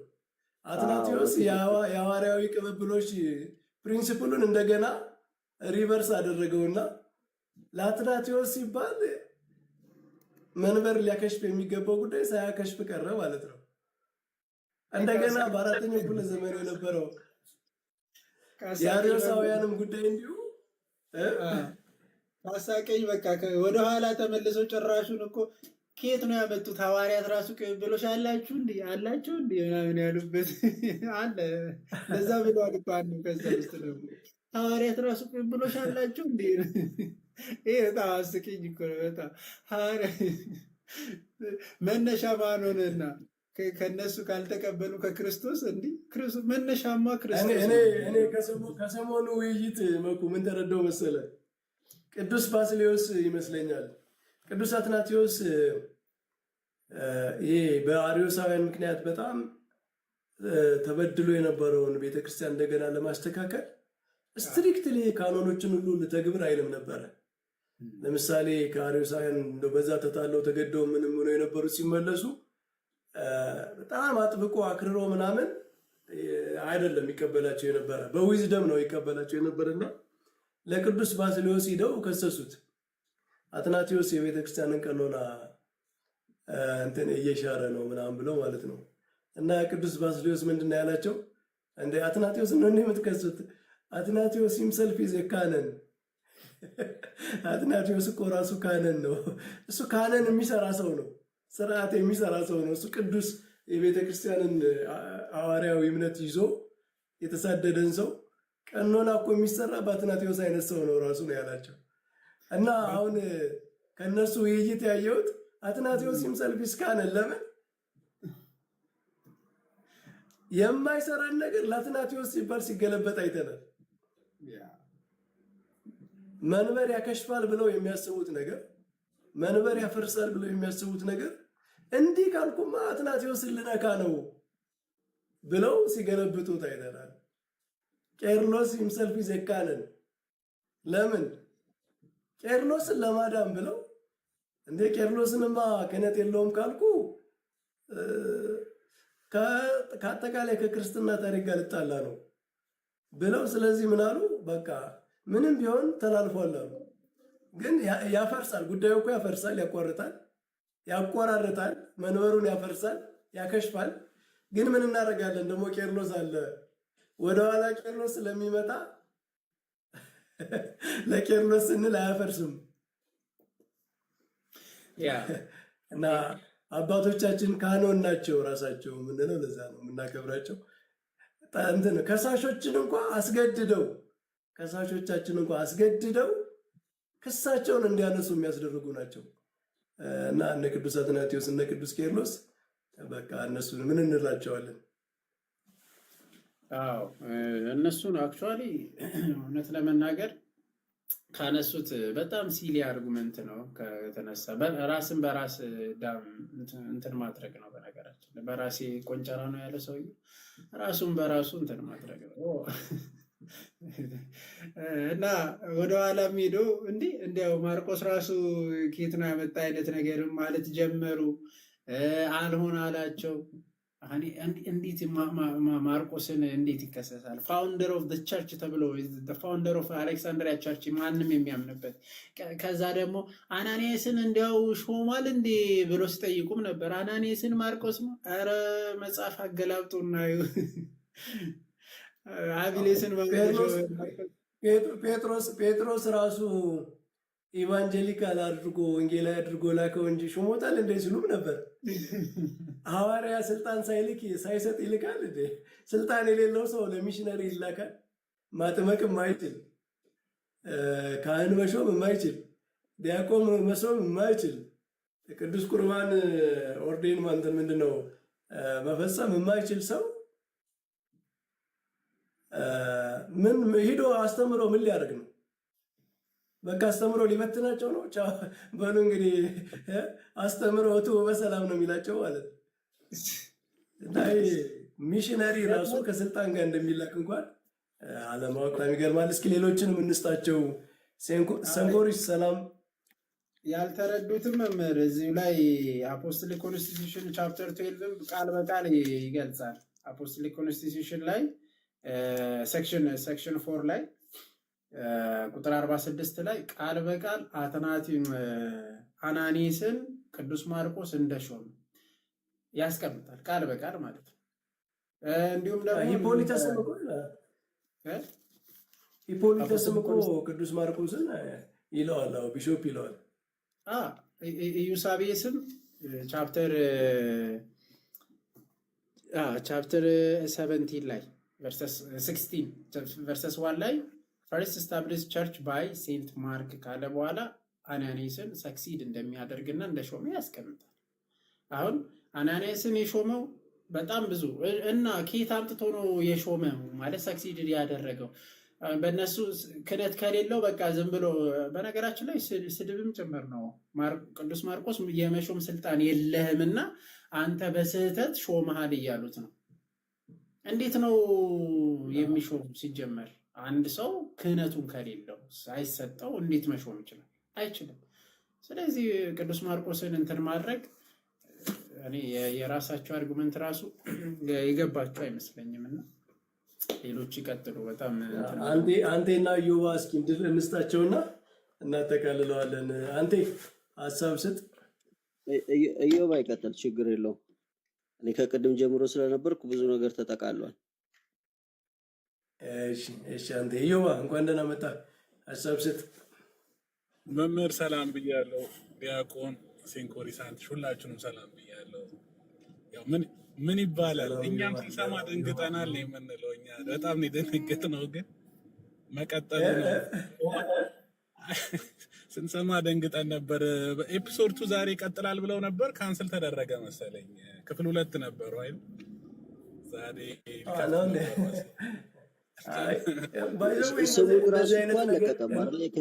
እንደዚህ አይነት ነገር እያነሳን ኦርቶዶክሳውያን መልስ ሲሰጡን ስራ ፈቶ ይቀጥላሉ ብሎ ከሆነ ተሳስተዋል። በቃ እኛ ፕሪንሲፕሉን አስቀመጥን። ሰው የቤተክርስቲያንን ታሪክ እንዴት መረዳት እንዳለበት ምናምን። ከዚህ በኋላ ወደ ሌላ ወደ ትምህርት ነው። ታሪኩን የፈትፍቱት ምን ይበሉት ማንም ስለማይሰማቸው ምዕመናንም ራሱ በደንብ ሲያዙ እንደሚቀይሩት አሁን ስለተረዱ ማንም ሰው እዛ እነሱ ጋር የሚጨቃጨቅ አይኖርም። እየው በቀጥል። እሺ አይ ባይ ዘ ወይ መምህር አንድ የተረዳሁት ነገር እኔ ምንድነው ላይክ ይሄ የቤተ ክርስቲያን ቁስል፣ የቤተ ክርስቲያን ስደት፣ የቤተ ክርስቲያን መከራ ላይክ በቸርች ሂስትሪ ዋይዝ እንትን ሲሉት ምንም ግድ የሚሰጣቸው አልመሰለኝም እኔ። ምክንያቱም አሁን እርሶም ብለውታል እነ ቅዱስ ባሲሊዮስ የዛ ጊዜ አሪዮሳውያን እንደዚህ ቤተ ክርስቲያንን ሊዩጡ እንግዲህ የዛ ጊዜ የነበረው ኢምፓየር እና ሮማን ኢምፐረሮቹ ምናምን ኢምፓየሮቹ እያገዟቸው ቤተክርስቲያን እንደዛ ልትዋጥ በነበረበት ጊዜ ውስጥ እንደዚህ ነገር መደረጋቸው መኖራቸውን ምናምን ላይክ ቤተክርስቲያንና እምነትን ፕሪዘርቭ ለማድረግ ሳይሆን እነሱ እየተጠቀሙበት ያለው ላይክ አታክ ለማድረግ ነውና የቤተክርስቲያን ቁስል፣ የቤተክርስቲያን ስደት ምንም አይመስላቸውም። ቅዱስ አትናቴዎስ እንደዛ መሰደዱ ለነሱ አርጊውመንት ሜክ ለማድረግ ነው የተጠቀሙት። ፎርማል እና ማቴሪያል እያሉ መነጣጠል ጀመሩ። እኛ እኮ ቤተክርስቲያን ማለት እግዚአብሔር መጀመሪያ እንትን ሲል እኮ ታበርናክል ነው አይደል ለሙሴ የሰጠው። አንድ ቦታ ቁጭ ብሎ አንድ ቦታ እንዲገኝ አልፈለገም። ከህዝቡ ጋር መጓዝ ነው የፈለገው እግዚአብሔር። እና ቅዱስ አትናቴዎስ የተሄደበት where the bishop is let the people gather ይላል ሴንት ኢግናቲየስ እና በጣም ያንን ስደት ያንን መከራ ነገረ ቤተክርስቲያንን ራሱ አለመረዳት ይመስለኛል። እና ፎርማል እና ማቴሪያል ብለው ያቺን ፊዚካል እንትን ማሰባቸው ራሱ በጣም ያሳስናልና እናንተ እንዳላችሁት ቅዱስ አትናቴዎስን መጨረሻ ላይ ሴቭ ለማድረግ ሀሳባቸውን እኔ የቀየሩ አይመስለኝም። ያው ዝም ብሎ ለመጠጋጋት ነው እንጂ እንትን ያሉት አይመስለኝም። ግን የሆነ ኬዝ ለማድረግ እየተሯሯጡ ስለሆነ ኢትስ ፋይን። ግን ያንን ነገር ያን የቤተ ክርስቲያን ስቃይና ጉዳት እንትን አለማለታቸው ነውና እርሶ እንዳሉት እነ ቅዱስ ባሲሊዮስ እንዳሉት ቅዱስ አትናቴዎስ ራሱ ካነን ነውና እንደዛ ያደረገው ቤተ ክርስቲያን እምነቷን ፕሪዘርቭ ለማድረግ ነው እንጂ ከ1600 ዓመት በኋላ የሆነ ኬስ ፈጥረህ ቤተ ክርስቲያንን አታክ እንድታረግበት አይደለምና ቢመለሱ ጥሩ ነው ባይነኝ። እኔ ዝም ብለው ኬዛቸውን ቢያቀርቡ ይሻላል እንጂ እንደዚህ አይነት ሲሊ አርጊውመንቶች በቃ ምንም የቤተ ክርስቲያን ቁስልና ህመም ምንም እንደማይመስላቸው ነው እኔ እየተረዳሁት ያለው መምህር። እና ግሪቫንሱ ሂስቶሪካል ግሪቫንሱ ያለው ነገር ቤተ ክርስቲያን ላይ የተደረገው ነገር ካህናት ላይ የተደረገው ነገር አርዮሳውያን ያደረጉትን ነገር አፈርም እየተደረገላቸው ነው እንጂ በኤምፓቲ መልክ ራሱ ላይክ በሐዘን መልክ ራሳቸውን ከኛ ጋር ኮኔክት አላረጉም። እና እሱን ነው እኔ አንድ ነገር ኖቲስ ያደረኩት መምህሬ። እሱን ብዬ እንትን ልበል ሳላል በጣም በጣም በጣም ቃሌው ታሰማልን። ያው የቤተ ክርስቲያንን መከራ ዊፐናይዝ ነው ያደረጉት። ምንድነው ለግብረ ሰዶማውያን ማሰብ አለብን፣ የእነሱን ያሉበትን ሁኔታ ዊፐናይዝ ማድረግ የለብንም ብለው የራሩ ሰዎች ለጥንት ቤተክርስቲያን እንዴት እንዳራሩ በጣም ይገርማል። ቤተክርስቲያን ታሪክ እሱን ዊፐናይዝ አድርገው ቤተክርስቲያኗን መኮንኛ አንገታችሁን ድፉ ምናምን እያሉ ትሰማላችሁ እያሉ ሲያወሩ ነበር እና በጣም ያሳዝናል። ለማንኛውም እኛ ቤተክርስቲያንን እናቀጣለን። ቤተክርስቲያን ሁልጊዜ በመከራ ውስጥ ያለች ነች። ነገም ከዚህ የባሰም ነገር ቢመጣ ቤተክርስቲያን ታልፈዋለች ማለት የክርስቶስ ኃይል የመንፈስ ቅዱስ ኃይል በውስጧ ያለነች እና መከራዋ እያበረታት ይሄዳል። መከራዋ ሌላ ምስክርነት፣ ሌላ ሰማዕትነት ይፈጥራል። መከራዋ እንደነ ቅዱስ አትናቴዎስ ያለ እንደነ ቅዱስ ቄርሎስ ያለ ሌላ ሰው ይፈጥራል እንጂ ቤተክርስቲያን በዛ ምክንያት የሆነ ተሰነካክላ ምናምን የምትጠፋ ምናምን አይደለችም። እንደዛማ ከሆነች ምን የእግዚአብሔር መንግስት ሆነች? የእግዚአብሔር መንግስት እኮ ማለት ባይ ዲፊኒሽን የማትጠፋ የማትቋረጥ ማለት ነው። እንደዛ ነው።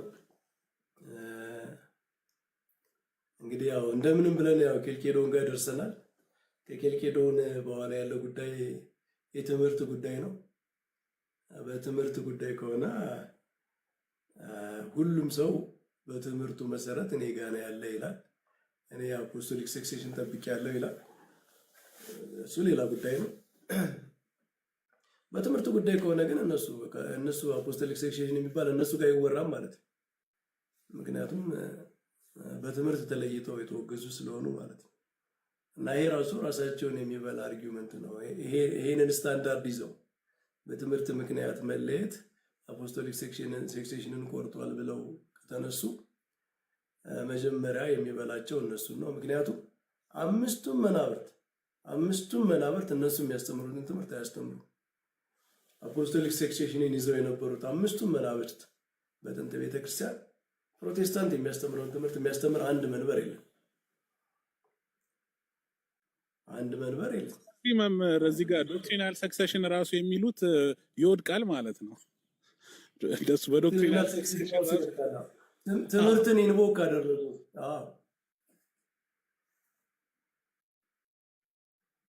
ሶላዎቹን አምስቱን ጋር ማግኘት አምስቱን ሶላ አምስቱን መንበር ጋር ማግኘት አንችልም። ስለዚህ ከየት መጣ የሚለው አንዳንዱ ራሱ አይገኙም እንጂ አንዱን ከአንዱ ራሱ ፈልገው ማግኘት ተከፋፍሎ እንኳን አይገኝም እንዴ? ከየት ይመጣል?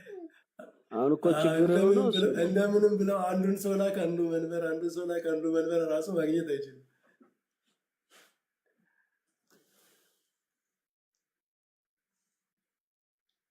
ትንሽ እንትን እናርጋቸው ብዬ ነው። እና አዎ እኔ ዌፐናይዝ ማድረግ ነው።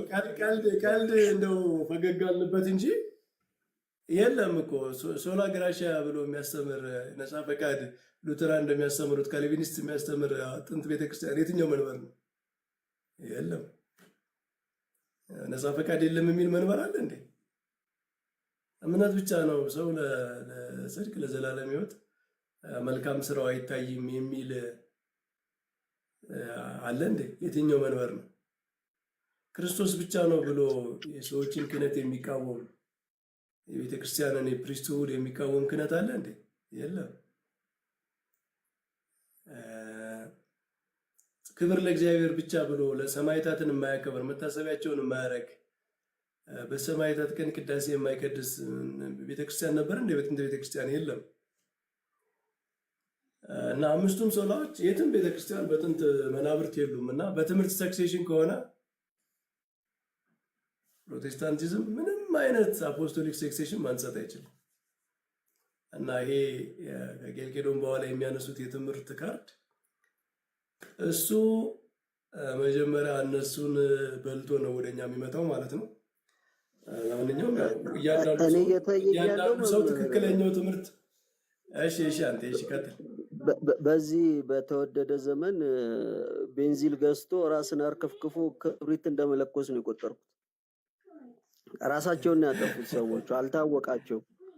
በጣም ብዙ ነገር እነሱ ጋር የሌለ አባቶች ጋር ያለ ትምህርት አለና አባቶች ደግሞ በፍጹም ይሄ ክርስትና ትምህርት አይደለም ብሎ ያወገዙት ትምህርት ነው ተሸክመውት ያሉትና በዚህ አካሄዳቸው የት እንደሚደርሱ አናቅም። ብቻ እግዚአብሔሩ ናቸው ወደ ቀናው መስመር ይመራቸው። ቀጥል አንተ ተቆርጦ ነበር። የኔ ነው ያንተ ነው የተቋረጠው? አሁን ቪዲዮት ፖዝ ሆኗል። አሁን ገና ተመልሷል። ሊቀጥሉ በቃ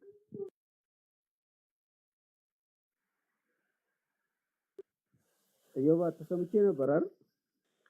ትንሽ እንትን ብሎ የመምህር ጋር ነበር እንትን ያለው። እስቲ መምህር እርሶ ጋር ነው ኔትወርክ እርሶ ጋር። አይ ሆነም ቀረ ግን አሁን ዝም ብሎ ሰውን አደናግሮ ለማለፍ አንዳንድ የማይረዱ ፕሮቴስታንት ጴንጤዎችን አደናግሮ ለማለፍ የተደረገ ጥረት ነው እንጂ ወደኛ ትምህርት አትምጡ የሚባለው ጥረት ነው እንጂ ያለው ነገር ግልጽና አንድ አይነት ተመሳሳይ ስለሆነ ሰውን ለማደናገር ይተጠቀሙበት ነው። ይሄንን ደግሞ ያው ዝም ብለን የምናልፈው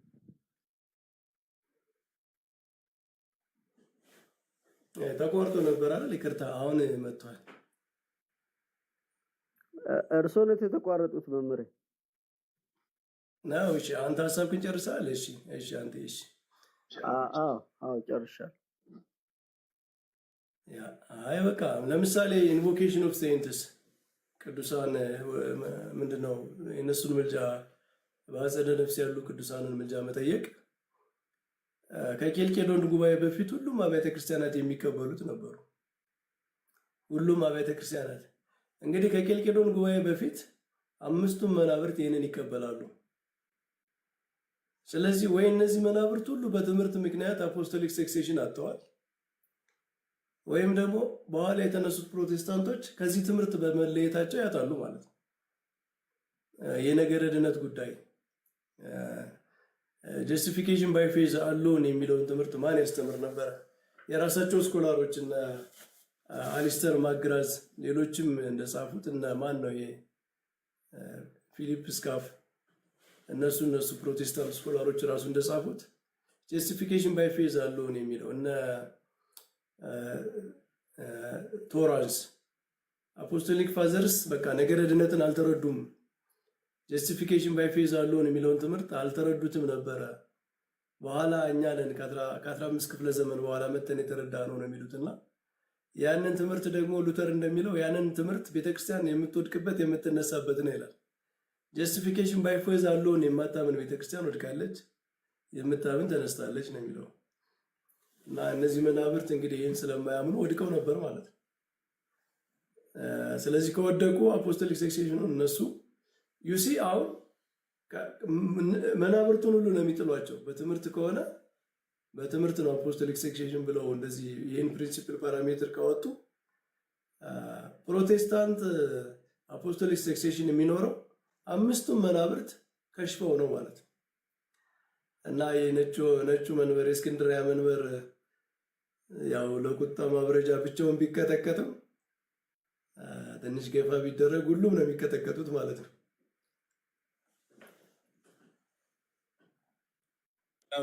የፒኤስኤ ጸባዩ መምህር እኛ ጋር ደርሷል። እኛ ችግር የለውም፣ ሌሎቹን ለማዳር እኛ እንቀጠቀጣለን። ፔናል ሰብስቲቱሽን በእሱ እንትን ግን ቤተክርስቲያን የተገነባችው ነው ብለድ ኦፍ ማርቲርስ ይላልና ይሄን ታሪክ ራሱ የራሳቸው ታሪክ አድርገው ቢቀበሉት ጥሩ ነበረ። ማለት አይደንቲፋይ ነበር ማድረግ የነበረባቸው። ለዛው ቤተክርስቲያን እንዲያርገናል፣ በዚህ ሁሉ ስቃይ አልፈን አሁንም አለን፣ ፕሪዘርቭድ ሆነናል፣ መንፈስ ቅዱስ አግዞናል፣ ክርስቶስ ቤተክርስቲያንን ጥሎ የትም አልሄድም ብለው ለዛውም እንደዚህ አድርገው ነበር ማቅረብ የነበረባቸው። በፖዚቲቭ አድርገን እኛ ቀይረንላቸው እንደዛ እናቀርብላቸዋለን እንጂ ዌፐናይዝ አድርጎ አታክ ማድረግ በጣም ከባድ ነው። አይደንቲፋይ አድርጎ ራስን ከቤተ ክርስቲያን ጋር አባቶቻችን የኒቂያ ሻምፒዮን ሲሆኑት እነ ቅዱስ አትናቴዎስ፣ እነ ቅዱስ ባሲሊዮስ፣ ቅዱስ ጎርጎሪዮስ፣ ዘኑሲስም ዘንዚናዙም ይህን ሁሉ ነገር እንትን ሲሉ በቃ ለካ ያንን አፖስቶሊክ ፌዝ ፕሪዘርቭ ለማድረግ ነው ክርስቶስ እቺን ቤተክርስቲያን ሁሌ ይጠብቃል ብለው ለዛውም አይደንቲፋይ ማድረግ ሲገባቸው ያው አታክ አድርገውታል። እኛንን ቪንዲኬት የሆን ነው ባይ ዘ ዌይ መምህር። ምክንያቱም እቺን ቤተክርስቲያን እንደዚህ አታክ አደረጉ፣ ከዛ አንዷ ቤተክርስቲያን መጨረሻ ላይ እኛንን ቢሉ አያምርባቸውም እነሱ። ምክንያቱም እነዚህ አባቶች ቀኖና ጥሰዋል፣ እነዚህ አባቶች ልክ አላረጉም፣ ትክክለኛ ሹመት አልነበረም ምናምን እያሉ እንደዚህ አታክ ሲያደርጉ ራሳቸውን ከዛች ቤተክርስቲያን ውጭ እያስወጡ ነው። ምክንያቱም ያቺ ቤተክርስቲያን እኔ ነኝ ቢሉ ኖሮ እንደዛ አይሉም ነበርና ያው በሪቨርስ አሁን ምንድነው እዚህ የሚባለው ነገር አለ፣ በገዛ ቆንጨራ የሚባለው ነገር ራሳቸውን እንትን እንልባቸዋለንና እሱን ለማለት ነው መምህር። ቴንክ ዩ። ያ ልክ ነው። ብዙ ጊዜ እንደዛ ነው። በንዴት በብስጭት የሆነ እንዲህ ብለውኛል እንዲህ ልበላቸው ምንድነው በእንደዚህ አይነት ነገር የሚነገሩ ነገሮች መጨረሻ ላይ እንደገና ወደ ራስ ይመለሳሉ። ራስን የሚከሱ ራስን ችግር ውስጥ የሚከቱ ይሆናሉ እና ልክ ነው፣ በጣም ልክ ነው። ጥንታዊቷ ቤተክርስቲያን አንድ ሰው አታክ ካደረገ ከዚያች ቤተክርስቲያን ራሱን ኮኔክት ማድረግ እንደገና ይከብደዋል። ምንም አይነት ስኮላስቲሲዝም ቢኖር በቃ ምንድነው ከፋፍሎ ምን ብሎ ሲስተማታይዝ አድርጎ ምናምን እንደምንም ሊጠጉ ቢሞክሩ የሰው ልጅ አእምሮ ልብ ይረዳል። የሰው ልጅ አእምሮ በጣም በተወሳሰበ ቁጥር የሆነ ሂውማን ትራዲሽን እንደሆነ ይታወቃል። አንድ ነገር በጣም በተወሳሰበ ቁጥር በጣም ሳይንስ በሆነ ቁጥር በቃ ከመለኮታዊ ዊዝደም መለኮታዊ ትምህርት ከመሆን ወጥቶ የሂውማን ትራዲሽን የሰዎች የአእምሮ ጂምናስቲክ እየሆነ እንደሚመጣ ይታወቃል። እና እንደዛ አድርገው ምንም ነገር ማዳን አይችሉም። መጨረሻ ላይ በአውሮፓ በምናምን እንደሆነው ሰዎች እየጣሉት ነው የሚሄዱት ማለት ነው። ኤቲስት ምናምን ነው የሚሆኑት። እኔ እንደውም በጣም የሚያሳስበኝ ኢዮባ እንደዚህ ጥንታውያን አብያተ ክርስቲያናትን እንደዚህ አታክ አድርገው ምናምን መጨረሻ ላይ የሰው ልጅ ክርስትናን እንዲጠላ ራሱ እንዳያደርጉ ትፈራለሁ። ውጭ ያሉት ራሱ ክርስቲያኖች እንደዚህ ሲካሰሱ የሚውሉ ናቸው። ኢቨን ጥንታዊ ታሪካቸውን እንኳን አታክ የሚያደርጉ ናቸው ወደኋላ። ብለው ክርስትናን ራሱ እንዲንቁት የሆነ በቅርብ ያለ የሆነ ነገር ለማከናወን ብለህ በቅርብ በፊት የሚታይ የሆነ ነገር እንደው በቃ ምንድነው ለአይምሮ ሳቲስፋክሽን ለንዴት ሳቲስፋክሽን ለምናምን ብቻ ኤኒዌይስ በጣም አጭር የሆነ ነገር ይዞ አንድ ሰው ጥንታዊቷ ቤተክርስቲያን ጀምሮ አታክ ማድረግ ምናምን ከተጀመረ በቃ አውሮፓ ሌላው ዓለም ላይ እየሆነ እንዳለው እንደምንሰማው ክርስትናን ሰዎች በቃ የሆነ እየሸሹ እንዲሄዱ ወደ ኤቲይዝም ሃይማኖት ምን ያደርጋል? ሃይማኖት መጥፎ ነገር ነው፣ መጨቃጨቅ ነው፣ መካሰስ ነው እያሉ እንዲያስቡ እንደዛ አድርገው ወደዛ የሚገፋ ይመስለኛል። እና ወገኖቻችን ይህንን ቢያስቡበት ጥሩ ነው። በትምህርት መነጋገር ትምህርት ግዴታ ነው። በቃ የክርስቶስ ትምህርት ጸንቶ መኖር አለበት። የክርስቶስን ትምህርት ኮምፕሮማይዝ አናደርግም። ቤተክርስቲያን ትምህርት እውነትን መጠበቅ አለባት።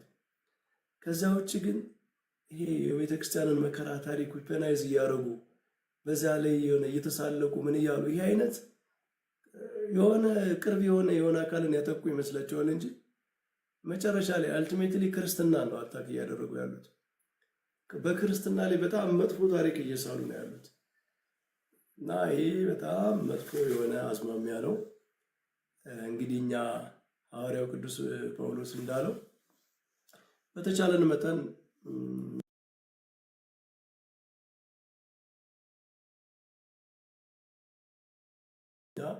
እንደዛ ዓለም ጠፍቶ አይደለም እኮ በፕሮቴስታንቱ ዓለም ቅሌት ጠፍቶ ነው፣ የሚያስከስስ ነገር ጠፍቶ ነው፣ የምንሳለቅበት ነገር ጠፍቶ ነው። እንኳን ወደ ሌላው ዓለም ሂዱና በየቀኑ በጣም ብዙ መሳቂያ የሆነ ነገር የለም። እስኪ እንደው ወደ ተሻለው ነገር ወደ ትምህርት እንሂድ፣ ትምህርት እናወራ ምናምን በማለት ነው። ለክርስትና ራሱ የሚጠቅመው ትምህርት ላይ ማውራት ነው። ግለሰቦችን እንትን እያነሱ ውድቀት እያነሱ በዛ መሳለቅ ምናምን ወንጌል አይደለም ብለን ነው ትተነው ነው። እና ወደዛ ቢሆን ጥሩ ነው። ወደ ትምህርቱ ወደሚያንጸው ነገር ቤተክርስቲያንን ክርስትናን ጥሩ ኢሜጅ በሰዎች ዘንድ ወደሚስለው ነገር መሄድ ጥሩ ነው። እና መተማማት፣ መጨቃጨቅ፣ መካሰስ፣ መሳለቅ ምናምን ይሄ የወንጌል መንገድ ነው ካላችሁ ይቅናችሁ። እኛ እንደዚህ አንዳንድ የምታነሱትን ክስ ሰብሰብ አድርገን በሁለት ወር በሶስት ወር አንዴ መልሰን ወደ ትምህርት እንሄዳለን። እናንተ እንግዲህ ቁጭ ብላችሁ እሙ ማለት ነው። አሜትም ከጠቀማችሁ ክስም ከጠቀማችሁ ቀጥሉበት። ግን አይጠቅም። የሰው ልጅ የሚጠማው እሱን አይደለም፣ አሜት ላይ አይደለም። በዓለም ላይ በጣም በብዙ ችግር ውስጥ ያለ ነፍሱ እየተቀበዘበዘች ያለው የሰው ልጅ ሐሜት ለመስማት አይደለም የሚመጣው። የሆነ መሳለቅ ምናምን ችግር አንስቶ የሚሳለቅን ሰው የሚካሰስ ሰው ምናምን ለመስማት አይደለም፣ ለነፍሱ እረፍት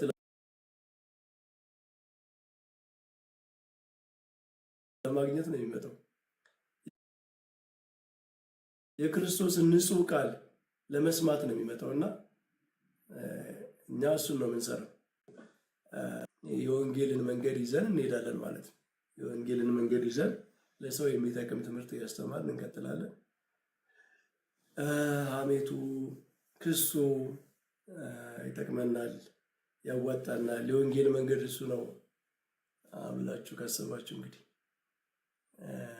መልካም ይሆንላችሁ። መልካም አይሆንላችሁም። በእርግጥ ይሄ መልካም አይሆንም እንግዲህ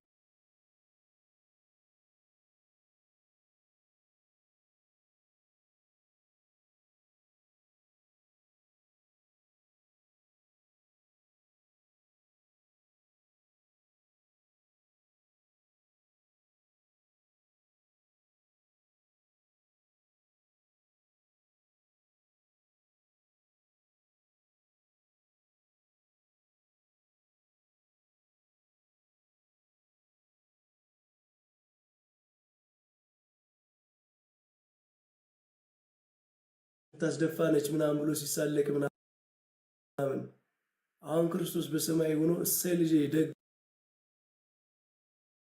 አደረግ ይላል። እንደዛ ነው የሚለው። እንደዛ ብላችሁ ነው የምታስቡት?